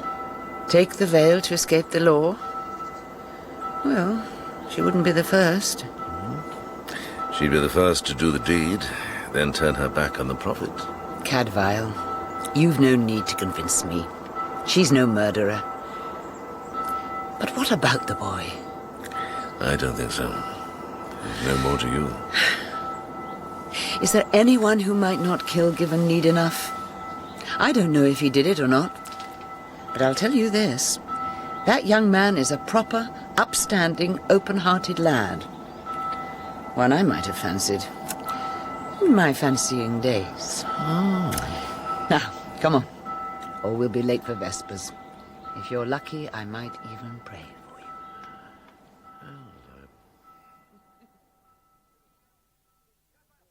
Cadfael! Cadfael! Edmund, where did you find that? Hidden in a corner of the stable yard. It's onions. Oh, I know. Sue's leg was better than he claimed. What do you mean? I spoke to him this morning. Whatever for? No, never mind. Cadfael, I'm worried about him. I need your help. What brings you here so late? Out without permission again, are you? There's news. What news? Abbot Rodolphus wanted you to hear it as soon as possible. Then tell it me. It's not like you to hedge around the point. We had an outsider in our infirmary, a man named Anion. Means nothing to me. Do you remember a brawl in the town 2 years back? The gatekeeper on the bridge was knifed. And Sheriff Prestcote hanged the man who did it. Do you also recall the man protesting his innocence, right to the very end? Well, no, I don't, but I'm hardly surprised. He was a Welshman, a wool trader. And this Anion is his brother. Well, half-brother, but they were as close as brothers by all accounts. Were they? A half-Welsh is Welsh enough to look on revenge as a sacred duty, if the chance ever came his way. And you're telling me this man was at the abbey when Prestcote was brought there helpless? He was, and only a door between them. Cadfael. Well, there's more. We had word of a stick or crutch heard going into the sheriff's room. Anion was brought to us because his broken leg refused to knit. He walked with a crutch. My God. Wait, you know every soul who passes through that infirmary. This is no sudden new development that's brought you rushing here to tell me about it. No. Then what's happened? Did you speak to him? Confront him? Cadfael, did you accuse him of the murder? Not openly, no, but yes, I talked to him. And? The man's gone. Disappeared.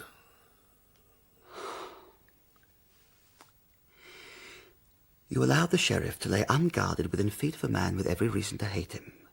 You never once mentioned this man, this Welshman, to me. You're given information that proves his guilt. And now you tell me you frightened him away. Herbert! Lord!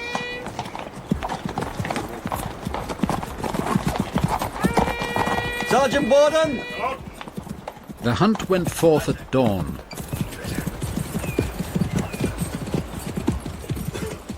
But all parties came back with the dark, empty-handed. Anion had contrived to vanish completely. That was the day they buried the sheriff. Half the nobility of the Shire was there to do him honour, and whatever personal enemies Gilbert Prestcote might have made in his passing, he had both his due and his people's weighty and deserved intercession for him with his God. No, nothing yet. You've set a watch along the border. With what few men I can spare. I do still have a war to fight and a Shire to protect. In any case, I don't doubt he's well over the dike by now. Hugh, taking fright and running isn't proof of guilt. You can't brush aside what's happened, Cadfael. I'm only too well aware of what's happened and of who's to blame if I try to deny it. Maybe not. Nor will I in the future. But I'm also aware of those threads in my pillbox. Blue and rose and gold hue. Where did this cattleman get cloth as rich as that to snuff out his brother's killer?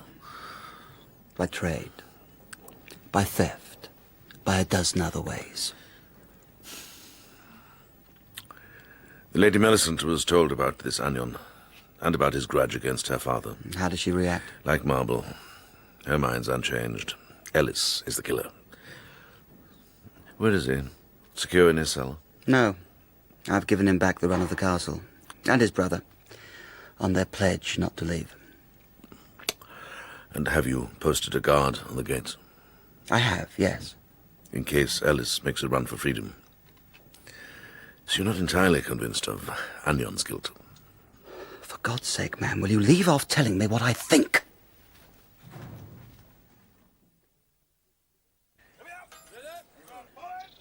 Do you think he did it? Who? This cattleman? How should I know? Everybody else thinks so. Including you? I think that if I were like him, with a good reason to kill and no family to stand up for me, I'd have run whether I did it or no. He'll be home now in any case. Safe.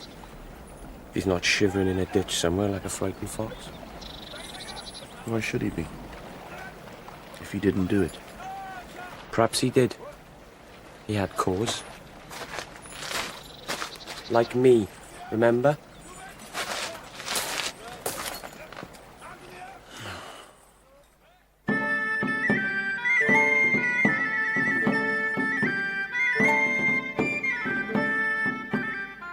From Owain Gwynedd, by the grace of the Lord God, ruler of the provinces of North Wales, greetings.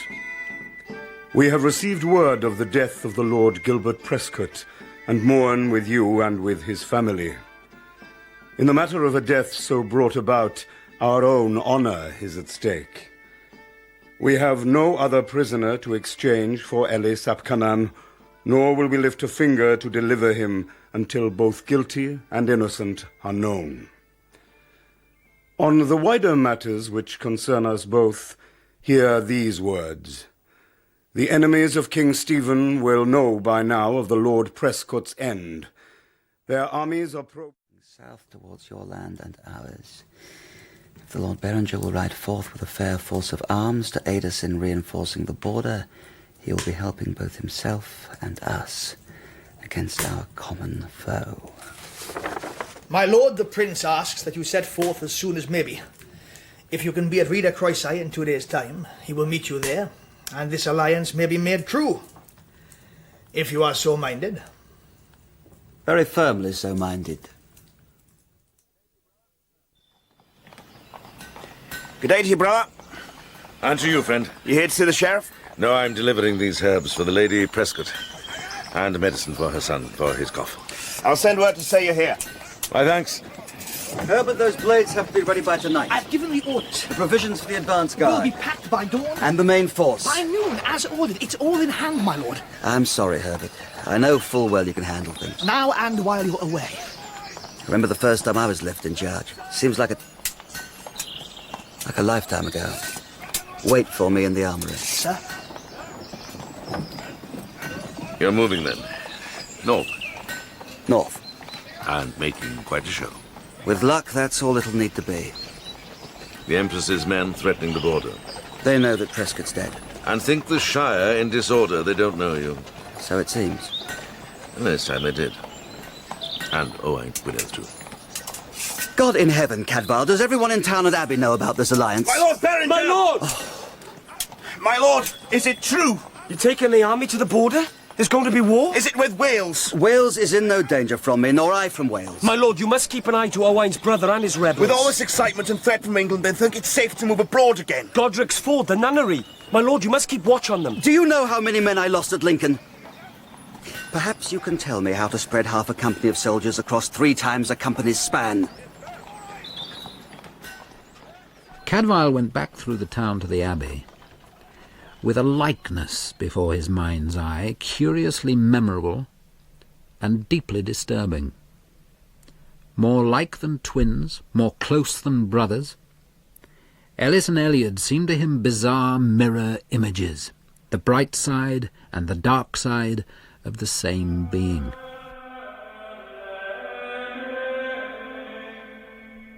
Hugh's forces, his archers and men-at-arms and supply wagons, left the next day, and an uneasy quiet descended on town and abbey. Nothing was to be done but go on with the daily routine of work and leisure and worship, and wait and think. Cadfael found himself thinking steadily and deeply about Gilbert Prescote's death, and about the 2 missing pieces that held the whole puzzle together. The missing gold pin, Father, and the cloth. The murder weapon. It distresses me that you concern yourself with such matters, brother. There are so many souls who need to have this business resolved for their comfort. Well, that's true enough, God knows. Either that cloth is still here amongst us, or else it's been taken out of our walls. All our searching has failed to find it. Then taken it must have been, by someone who left openly and with sanction. One of the Welsh soldiers, Lord Ithel and his captains. We know they did no murder. Perhaps they took the cloth without realizing it. But they would have found it eventually, surely, and sent us word. They wouldn't have had any cause. I only found the threads after they'd been allowed to leave. So they have no way of knowing its importance. Exactly. And you think it might be well to speak with the Lord Ithel? You wish to do this yourself? Only at your will, Father. I shall pray for enlightenment, brother. Come to me tomorrow, and we'll speak again.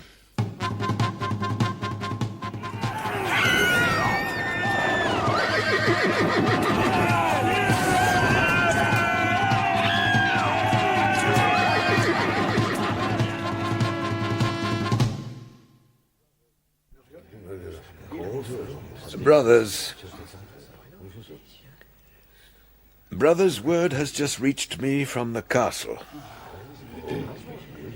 The village of Minsterley, which falls into our care, was attacked late yesterday by a band of brigands come out of Wales.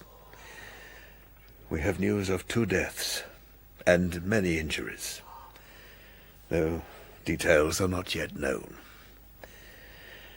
Brother Edmund, you will prepare the infirmary in case of need. Brother Ansel, you will send word to the Lord Berenger's deputy that I will receive him at noon today. Brother Cadfael, you will attend me after chapter. By all accounts, it was no more than a tentative probe. 2 more deaths, Cadfael. We should thank God it was only 2. These rebels are simply feeling their strength. For now. This conference in the north, Lord Berenger and the Welsh Prince, they would be the better informed if they knew of the raid. There is a mutual interest. Lord Ethel and his captains will certainly be with the Prince, or close by. You know where the meeting is to take place? I do, Father. Then I send you as my envoy. Take the news of the raid to Owain Gwynedd and to Hugh Berenger, and make what searches you must for the missing gold and the cloth. Thank you, Father. I want this death in our abbey reconciled and purged. I want God's peace within my walls, and I want the debt paid. Go. Cadfael chose the best horse from the abbey's stable, called at the castle for official permission to leave the town, and set off across the Welsh bridge and so northwest.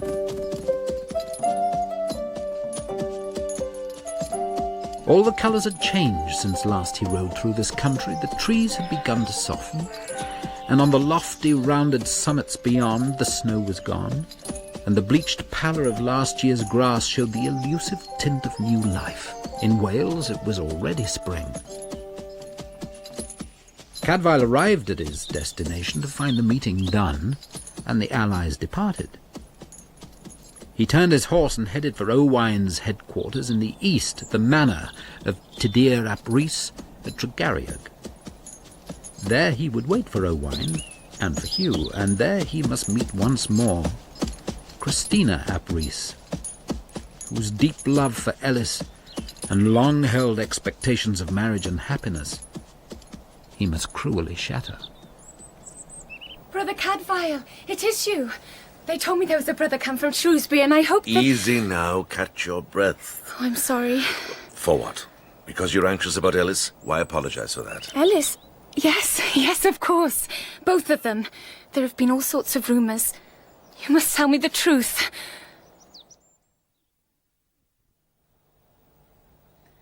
We won't be disturbed in here. Christina. Tell me the truth, brother. How much do you already know? The English lord died, and they say it was no simple death, not from wounds or weariness. They say true. And all those who are not proven blameless must stay there as prisoners until the murderer is found, Welsh or English. Also true. But what's been done to find the killer? What's been done to set them free? Doesn't anyone know who did this deed? Hasn't any finger been pointed yet? There's no proof against one man more than another. There's no help for it but to wait. Wait! That's all I've been doing! Are they well? Are they together, Ellis and Eliad? They are, and at liberty within the castle walls. But can't you give me any hope? When's he going to come home? Child. At least some good has come of this. Sometimes things change beyond our power to stop them. At least I've purged my own soul. I'll have no more lies and secrecy. There are many things you don't know. I've always known how much he loved me. I think you should prepare yourself. But he couldn't bring himself to undo what was done when we were children, so now I've done it for him. What? I've spoken to my father, and to his. You spoke to his father? His father?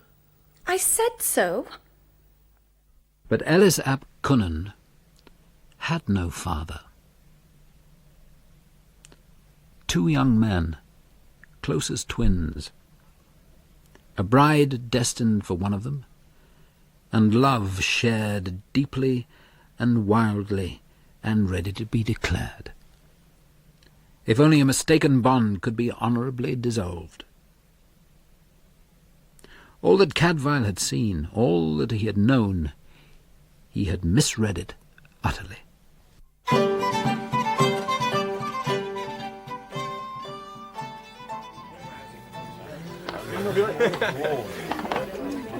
Brother Cadfael, welcome once more. My Lord Owain, when the letsui thee vadluid. I understand you bring news of my brother and his activities. For your ears and those of Hugh Beringer, yes. Lord Beringer is visiting some of his own settlements along the border. Do you expect him here, my lord? Well, that was our plan, but when, I don't know. Then I'll give my news to you. We'll gather after the meal. I also have business with the Lord Ithel. Someday I must visit this abbey whose brothers have business with princes and their lords.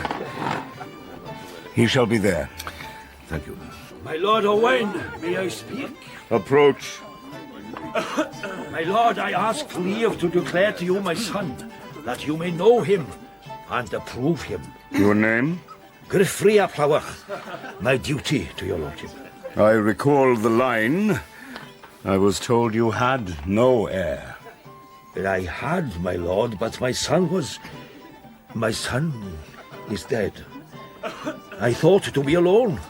But now this man has come to me declaring his birth and proving it. I've acknowledged him mine and brought him into my kinship. Bring him forward. My lord, I present to you my son. Dumaur. Brother? You know this man, Cadfael? I do, my lord. And I would ask him a question. What question? I would ask him where and how he came by that.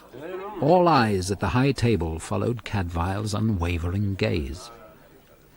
And all eyes saw, in the red reflected glow of torchlight and firelight, the great gold clasp securing the homespun cloak about the shoulders of Anion the cattleman. God's breath! I see the Lord Ithel recognizes it too. That's a handsome clasp on your cloak there, Anion. Gold, if I'm not mistaken. My gold? I had it made for me. Yours? What? No! Explain yourself, boy. Yes, explain! Thief! I'm no thief! My Lord Prince! Put up the swords. Good. Now, I shall have justice here. Lord Ithel, speak first. My lord, that clasp is mine. There isn't another like it in the land. I thought I'd lost it on the road. Now I see it again. Very well. Brother Cadfael? I know this man, Anion, my lord. And I'm here in part to search for that very gold. That clasp vanished from Gilbert Prestcote's chamber on the day he was murdered. Then you found more than the gold, brother. This man is Prestcote's killer. No! No! Well, the Lord Ithel isn't the only one who thinks so. Anion ap Griffrey is being hunted by half the Shire. And you have found him. Hugh Beringer chose his man well. Speak, Anion ap Griffrey. I didn't kill my lord, nor did I steal. I took a price that was owed me. But that's what I thought. Oh, God. I planned to give it to my father. What do you mean, you took a price? My lord, He means, my lord, that he thought the gold was Gilbert Prestcote's. Yes! Brother, do you speak for this man after accusing him? I made no accusation. Yes, I'll speak for him. Speak then, and be heard. This man had a half-brother. He was blamed for a man's death and hanged for it. By Gilbert Prestcote. And was it fairly done? It was a street brawl. The men were drunk, who knows? But this is certain. Here in Wales, he would not have been hanged.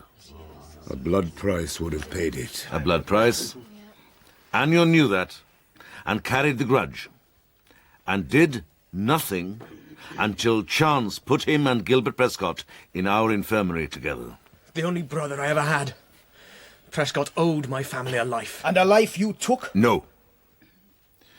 Maybe he went in there to kill, but I don't believe he did so. I saw him. He was brought so low. Weak and old and weary. All I could feel was sadness. Time and chance had done your vengeance for you. Yes. But you saw another way. Lord Ithel gave his cloak to warn Prescott. It was still there. And so was the clasp. I thought it was his. How could I know? So you took it. To clear the debt and the grudge. And ran away out of terror when the murder was discovered. Yes. And came to me and told me the tale exactly as this brother tells it. And there's your proof, my lords.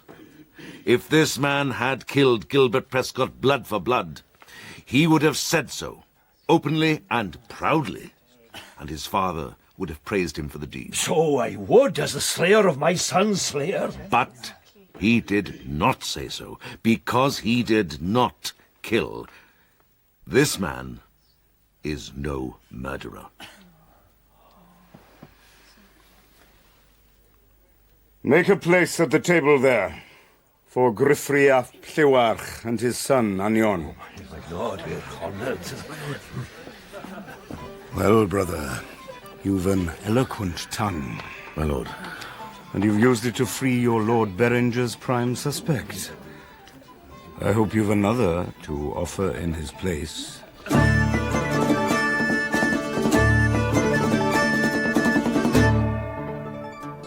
Dead Man's Ransom was written by Ellis Peters and dramatised by Bert Coules.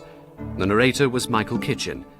It featured Philip Maddock as Brother Cadfael, Jonathan Taffler as Hugh, Susanna York as Sister Magdalene, Jason Hughes as Ellis, Katie Odie as Lady Millicent, Sean Probert as Owain, Trevor Peacock as Rodolphus, Mark Lewis-Jones as Eliud, Sean Prendergast as Edmund, Ithel and Herbert, Siobhan Flynn as Christina, Douglas Blackwell as Griffrey, and Matthew Morgan as Anion. The music was by Peter Salem, the producer, Neil Cargill.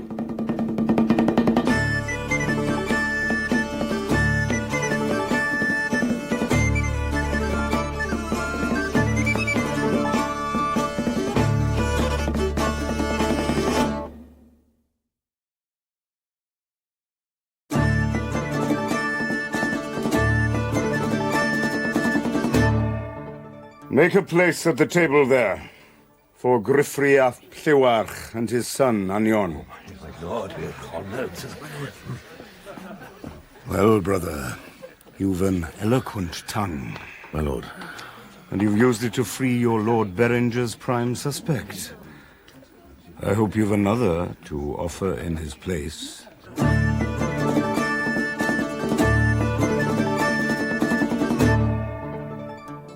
Dead Man's Ransom by Ellis Peters. Dramatised for radio by Bert Coules and narrated by Michael Kitchen. With Philip Maddock as Brother Cadfael, Jonathan Taffler as Hugh Beringer, and Susanna York as Sister Magdalene. Episode 5, A Helping Hand. It is the year of grace 1141. Brother Cadfael has journeyed to Wales in search of clues to the murderer of the Lord Gilbert Prestcote, Sheriff of Shrewsbury. And at Tregarriog Manor, in the company of Owain, Prince of Gwynedd, he has found some, at least, of what he was seeking. Well, he was never guilty, not in my eyes, but gossip had him tried and hanged and buried. Was it had young Ellis up Cannon before him? And will again, now that Annion's free of the charge. No. It's a strong case. Ellis was seen stooping over the body. But you believe his claim that he wanted to speak for the man's daughter? I do. And so do I. But you're right, brother. It is a strong case against him. Well, perhaps I can weaken it. Because there's something else I came here to seek. When I find it, I'll have found the killer. Or be close to him, at least. What is this thing? It's the cloth that was used to smother Prescott. No ordinary cloth. I have its traces. Very careful.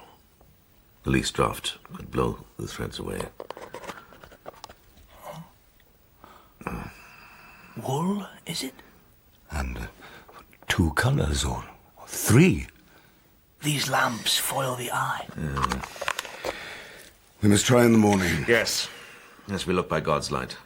Ours is too feeble. Where is he? My lord, I've told you all I know. Well, he was gone when you woke up. Yes. I should have put you both in a cell. Lord Berenger trusted us. And so his deputy should have done the same. Not all men think alike about murderers. Ellis is no murderer. Then why has he flown all guilty in the night? If he's guilty, why wait till now to fly? He could have gone long since. And why choose a night when half the castle's up and about? Then explain what he's done. And be quick about it. I have no time for this. My lord, what's happened? Why is everybody so agitated? Are you telling me you don't know? Your countrymen are swarming again, burning and looting. Oh, is that God. it, eh? Has he broken out to join No. them? He's gone to join the killing. Our sheriff wasn't enough for him. No!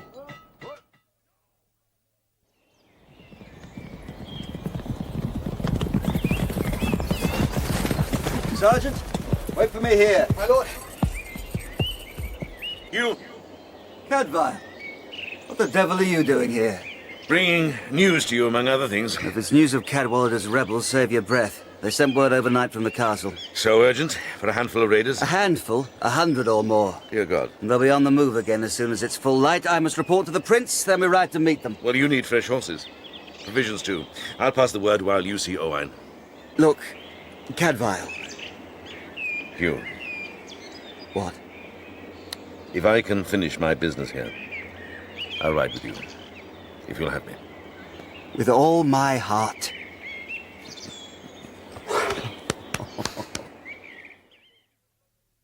Where have they reached, these rebels? Where are they headed? Along the Minsterley Valley. Toward the nunnery. Don't you see? That's where he's gone. Unarmed, on foot. He wouldn't think of that. Or of pledges, or honour, or danger. He'd only think of her. The Lady Millicent, but she turned against He him. loves her. And she's in peril. He'll rescue her if he can, and then he'll come back and give himself up and face his fate. I pledge my own life on it. You were his bond, remember. Your life's already forfeit. You're mustering to ride? Of course. Then take me with you. Give me a horse and a sword, and I'll fight for you. Put a man at my side to strike me dead if I make a false step, and after the battle, hang me from the nearest tree if Ellis proves traitor. Lad, if your cousin had been half the man you are... Why can't you understand? Why can anyone understand? He's better than me. 1,000 times better. Brother Cadfael? Here, child. They said you'd come this way. Brother, is it true? Ellis has found an English lady and he loves her. It's true. And I'm free. Everything's mended and no grudges born. Oh, you mustn't build too high. It's by no means certain he'll get what he wants. At least he knows now what it is to want. He knows what Elliot and I know. Brother, what are you doing? Are you leaving? I'm away with Hugh Beringer and his men. Oh, he's a fine animal. Aye, the pick of the Abbey stables. Then you picked well. He doesn't look out of place, does he? And there's some of the best horses in Wales here. My Elliot is squire to the Lord Ithel, did you know? I knew. And a good job he makes of it, I'll be bound. Of course. Better than him, at any rate. He doesn't know a harness from a headscarf. Good morning to you, brother. My lady. God be with you, lad. Hey, that's a rich cloth. Yes, sir. May I see it? Brother? I suppose so. But you'd better not touch. I just want to look. Ah. Yes. Yes, thank you. Handsome, isn't it? Oh, yes. The Ransom beast. You see the bay there? This is his tack? And his alone? It'd cost me a beating if I put it on any other. Your master's so severe? He is where his horse is concerned. No one touches this gear but him. Who is your master then, lad? He's the prince's captain, the Lord Ithel. A monk who deals with princes and their lords and rides into battle? Oh, I go to heal and to comfort, nothing more. My lord, I have one last question. Ask it. Must the only ransom for a murdered man be the life of the murderer? Must there be another death? Welsh law allows for the paying of a blood price. Gilbert Prestcote didn't live by Welsh law. I can't ask him to die by it. What value is a blood price to his widow or his children? It doesn't have to be paid in gold or cattle or land. What of penitence and shame and grief? Those are not within my writ. But justice is. Shouldn't we look again at your threads, brother? They're of no importance now. This morning's light proved adequate? God's light. Yes, my lord. If I leave the matter to your care, brother... The price shall be paid. You have my word. Then I place it in your hands. My lord. But for my sake and others, carry it carefully. May God speed you on your journey. Take that linen through to the chapel. We can house any injured men in there. The tapestries can serve as sheets if we need more. Fetch some down just in case. The medicines better stay in the lobby. We may need them out in the field. Bring all the knives and scissors you can find. And take the gold to Mother Mariana's cell. Sister Madeline? Child, haven't I given you a task? Fetch the keys to the cellars. I've done it. Thank you. What should I do now? What I'm going to do. Save your breath and your strength. We'll need them both in the next couple of hours. Come and sit with me in the window. Let's see how the men are faring outside. I still wonder if I shouldn't have sent you away to safety. I'm not afraid. The more fool you. It's generations of being afraid, and with good reason, that have taught us how to defend this place. Well now. What? It seems that we have one more ally than we knew.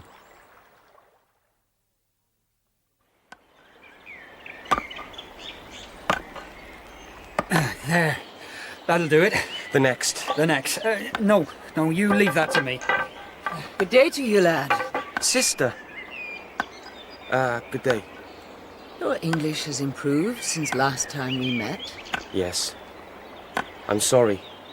And your loyalty too, so it seems. I came to warn you about the raiders, but they said you already knew and I'd be more use out here. Sister, is she in there? Millicent.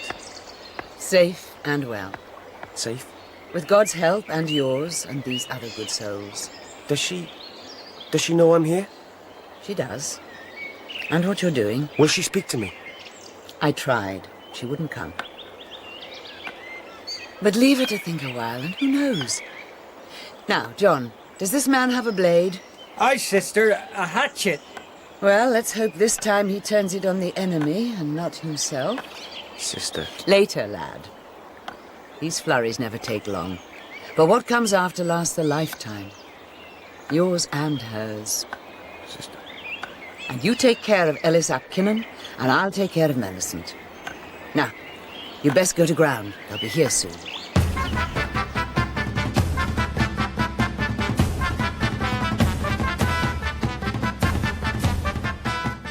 They came in the manner of robbers and raiders, not openly, but by way of the thick cover downstream. But they were deceived, these Welshmen, if they thought their approach undetected.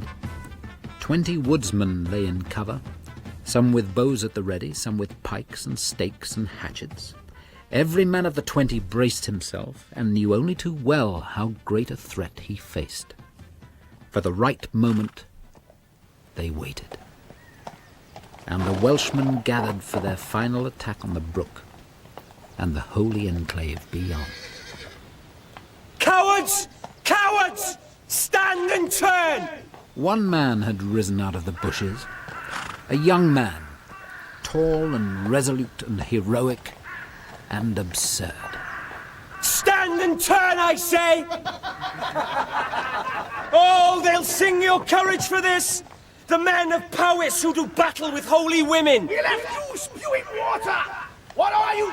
A lick spit of the English now? A match for you and better! You alone? No! Not alone! Elliot! Never alone! And then it began.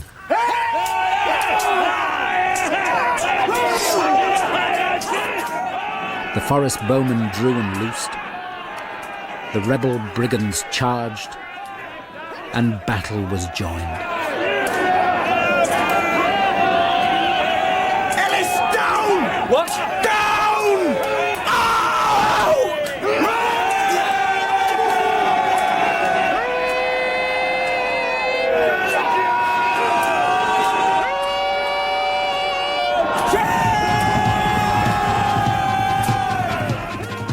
Alan Herbert's men swept down from the east, and Hugh Beringer's from the west, and the rebels floundered at the twin onslaught. The great clash of hammer on anvil, with themselves cracked between, demoralised the Welsh, and the Battle of Godric's Ford did not last long.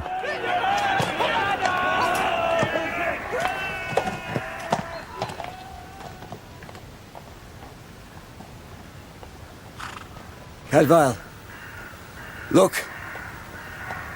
One will with you. Elliot and Ellis were clamped in each other's arms, a single mighty arrow transfixing their bodies, pinned inseparably together, their blood mingling as it flowed. The fosterlings were made true brothers at last.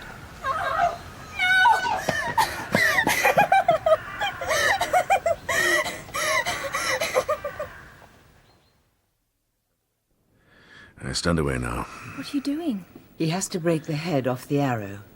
as near the flesh as I can. There. Now it should pull out. Right, we can separate them now. Help me, Hugh. Here.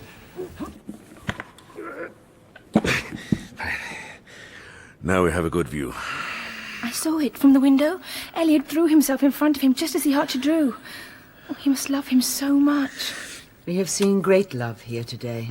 Elliot broke free from his guard when he heard Ellis shouting. And it was he who persuaded them to come straight here. If they hadn't. Right. Cadfael? Ellis has let a lot of blood, but his body's sound. He'll live? Yes. Oh, thank God. Amen. And Elliot? Cadfael?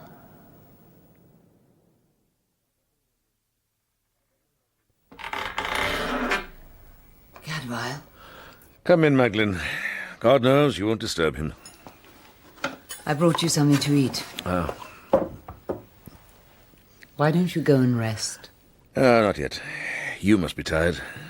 I've no time for such luxuries. So what's the toll? Broken ribs, fractured arm, lots of bruises. No death. Not yet. Cadfael? Oh, you're right. I am tired. Tired and old, Magdalene. How's Ellis? We put him in the next chamber. He has his own guardian. Millicent. She's not left his side. One happy ending to all this horror. Yes. One at least.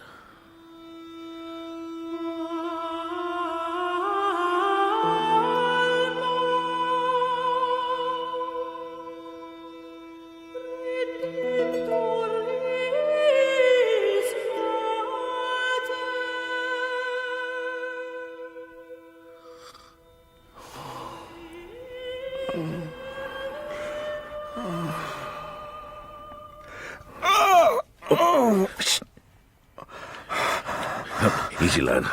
Quiet now. There. There. Brother. Now, don't try to speak. Get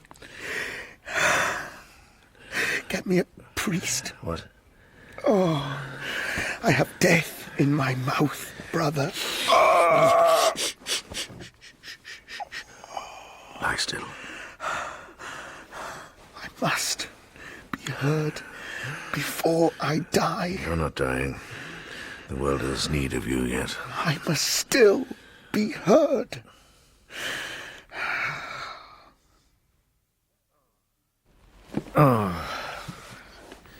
If you've left him, he must have improved. He's sleeping a normal sleep. Did he wake? Did he speak? He spoke. He confessed. Confessed?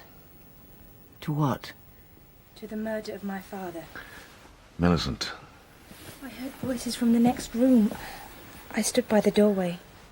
And heard everything. Everything. Come here, child. Sit with us. Ellis would be dead now if it wasn't for Elliot. And he's a murderer. But he was never meant to be. And he's been tormenting himself for it every minute since. What will happen now?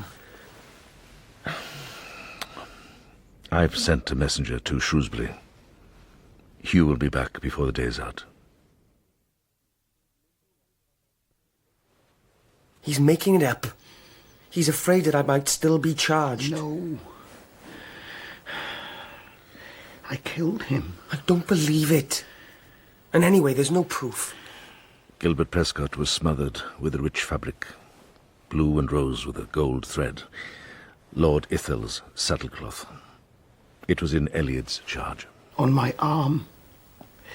When I went to fetch the cloak. On my arm, just by chance. It wasn't planned, Ellis. It was pure accident, put all the ingredients together. The cloth. The old man, so still, hardly breathing. Such a short step to go. So I killed. And God knows I'm sorry for it. God knows it indeed. But why, child? Why did you kill? Because if Prestcote had got home alive, then Ellis would have been freed. And would have married Christina, the woman you love. You know. So you killed. And then Ellis told you he loved the Lady Millicent. Oh, my God. Too late. You told me too late. It was for nothing. I murdered for nothing. Put you at risk for nothing. Cousin. Did he try to stop you, Ellis? From going to see Prescott? Yes. Yes, he did. He needed someone to discover the body. But not you, cousin. Not you. Oh. Right. Easy now. Why not me? It would have been put down as cunning.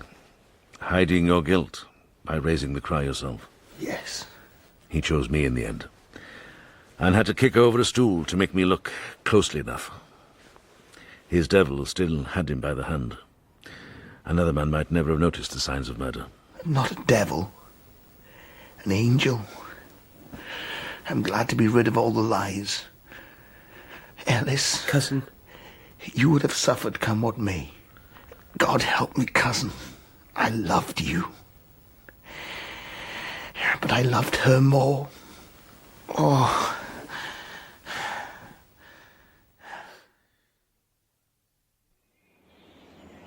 Well, I'm listening. Say what you have to say. He made a full and free confession before ever a finger was pointed at him. He was desperate to do justice to all, especially Ellis. I swear to you, this is true. You know me, Hugh. And I take your word absolutely. But this was no hot-blooded squall blown up in a moment. This was an old man, wounded and sick. You think this was cold-blooded?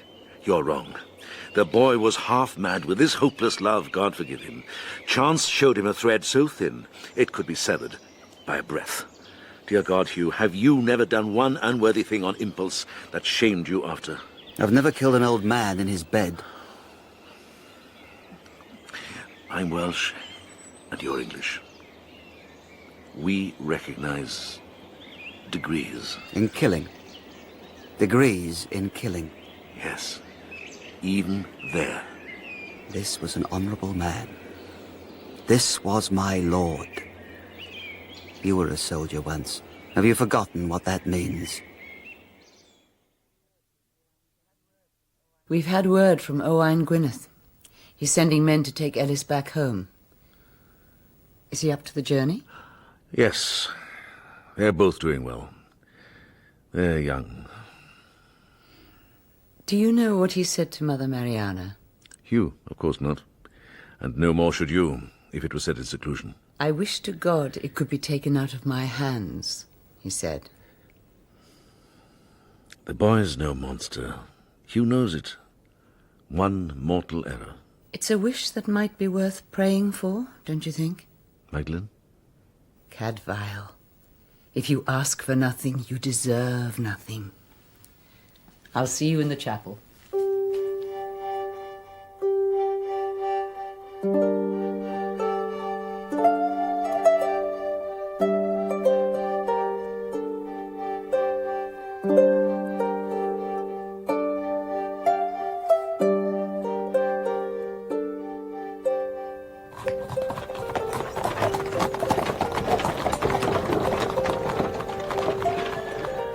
At dawn the next morning, they took Ellis ap Cunnan, warm wrapped against the winter's chill and deep asleep on his litter, back to Wales.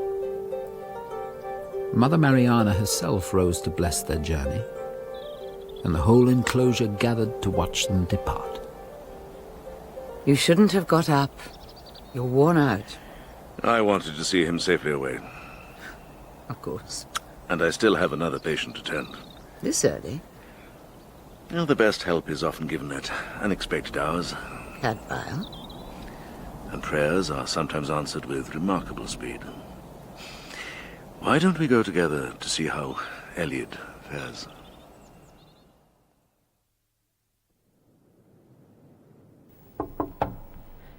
Just a moment. Brother Cadfael, good morning. Good morning to you, my lady. You're not surprised to find me here? Watching over my patient for me? No, I'm not surprised. Should I be? Master Ellis ap Cunnan? Who helped you? No one. I made the plan myself. We made the plan. I'll ask you again. Who helped you? No one helped. Millicent knew, but she didn't take part. The villagers who carried him out to the litter. The men who were taking him home. We look alike, everyone says it. Nobody knew it was him and not me. What of the man himself? Elliot knew nothing. He would never have agreed to it. I gave him poppy syrup, enough to knock out 2 men. Poppy syrup? Which I stole from Brother Cadfael. You must deal with me and me alone, my lord. Whatever the law demands of Elliot, do it to me. Ellis ap Cunnan. When you're fit to ride, I suggest you follow your cousin home. I have no charge to make against you.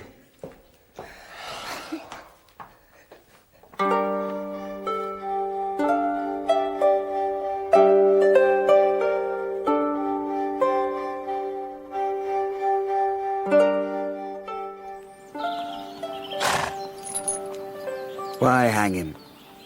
What would be served? How much did you know? Nothing. Not until the deed was done. And how much did you guess and connive at? What will happen to him? He'll live and carry his penance with him lifelong. And he'll marry his Christina. Will she still have him when she knows? There's no crime will drive her away. And there'll be no peace for prince, nor priest, nor parent, until they are married. You're back to Shrewsbury. And then to Wales again. Rout the rebels for good and all. You? I'll stay here till the lad's properly back on his feet. Then home. Where doubtless you'll continue to meddle in affairs that are none of your concern. I'd say there was every chance. Farewell to you, Cadfael. God be with you, my friend. Tanantune, sir.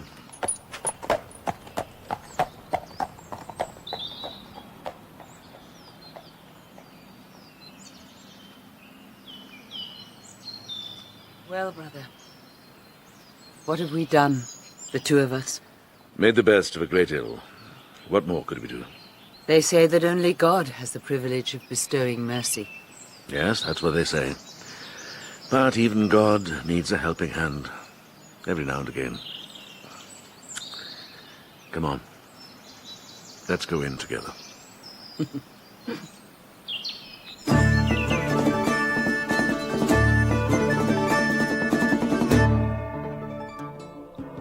Dead Man's Ransom was written by Ellis Peters and dramatised by Bert Coules. The narrator was Michael Kitchin. It featured Philip Maddock as Brother Cadfael, Jonathan Taffler as Hugh, Susanna York as Sister Magdalene, Jason Hughes as Ellis, Katie Odie as Lady Melisant, Sean Probert as Owain, Mark Lewis-Jones as Eliud, Sean Prendergast as Ithel and Herbert, Siobhan Flynn as Christina, and David Holt as the lad. The music was by Peter Salem, the producer Neil Cargill.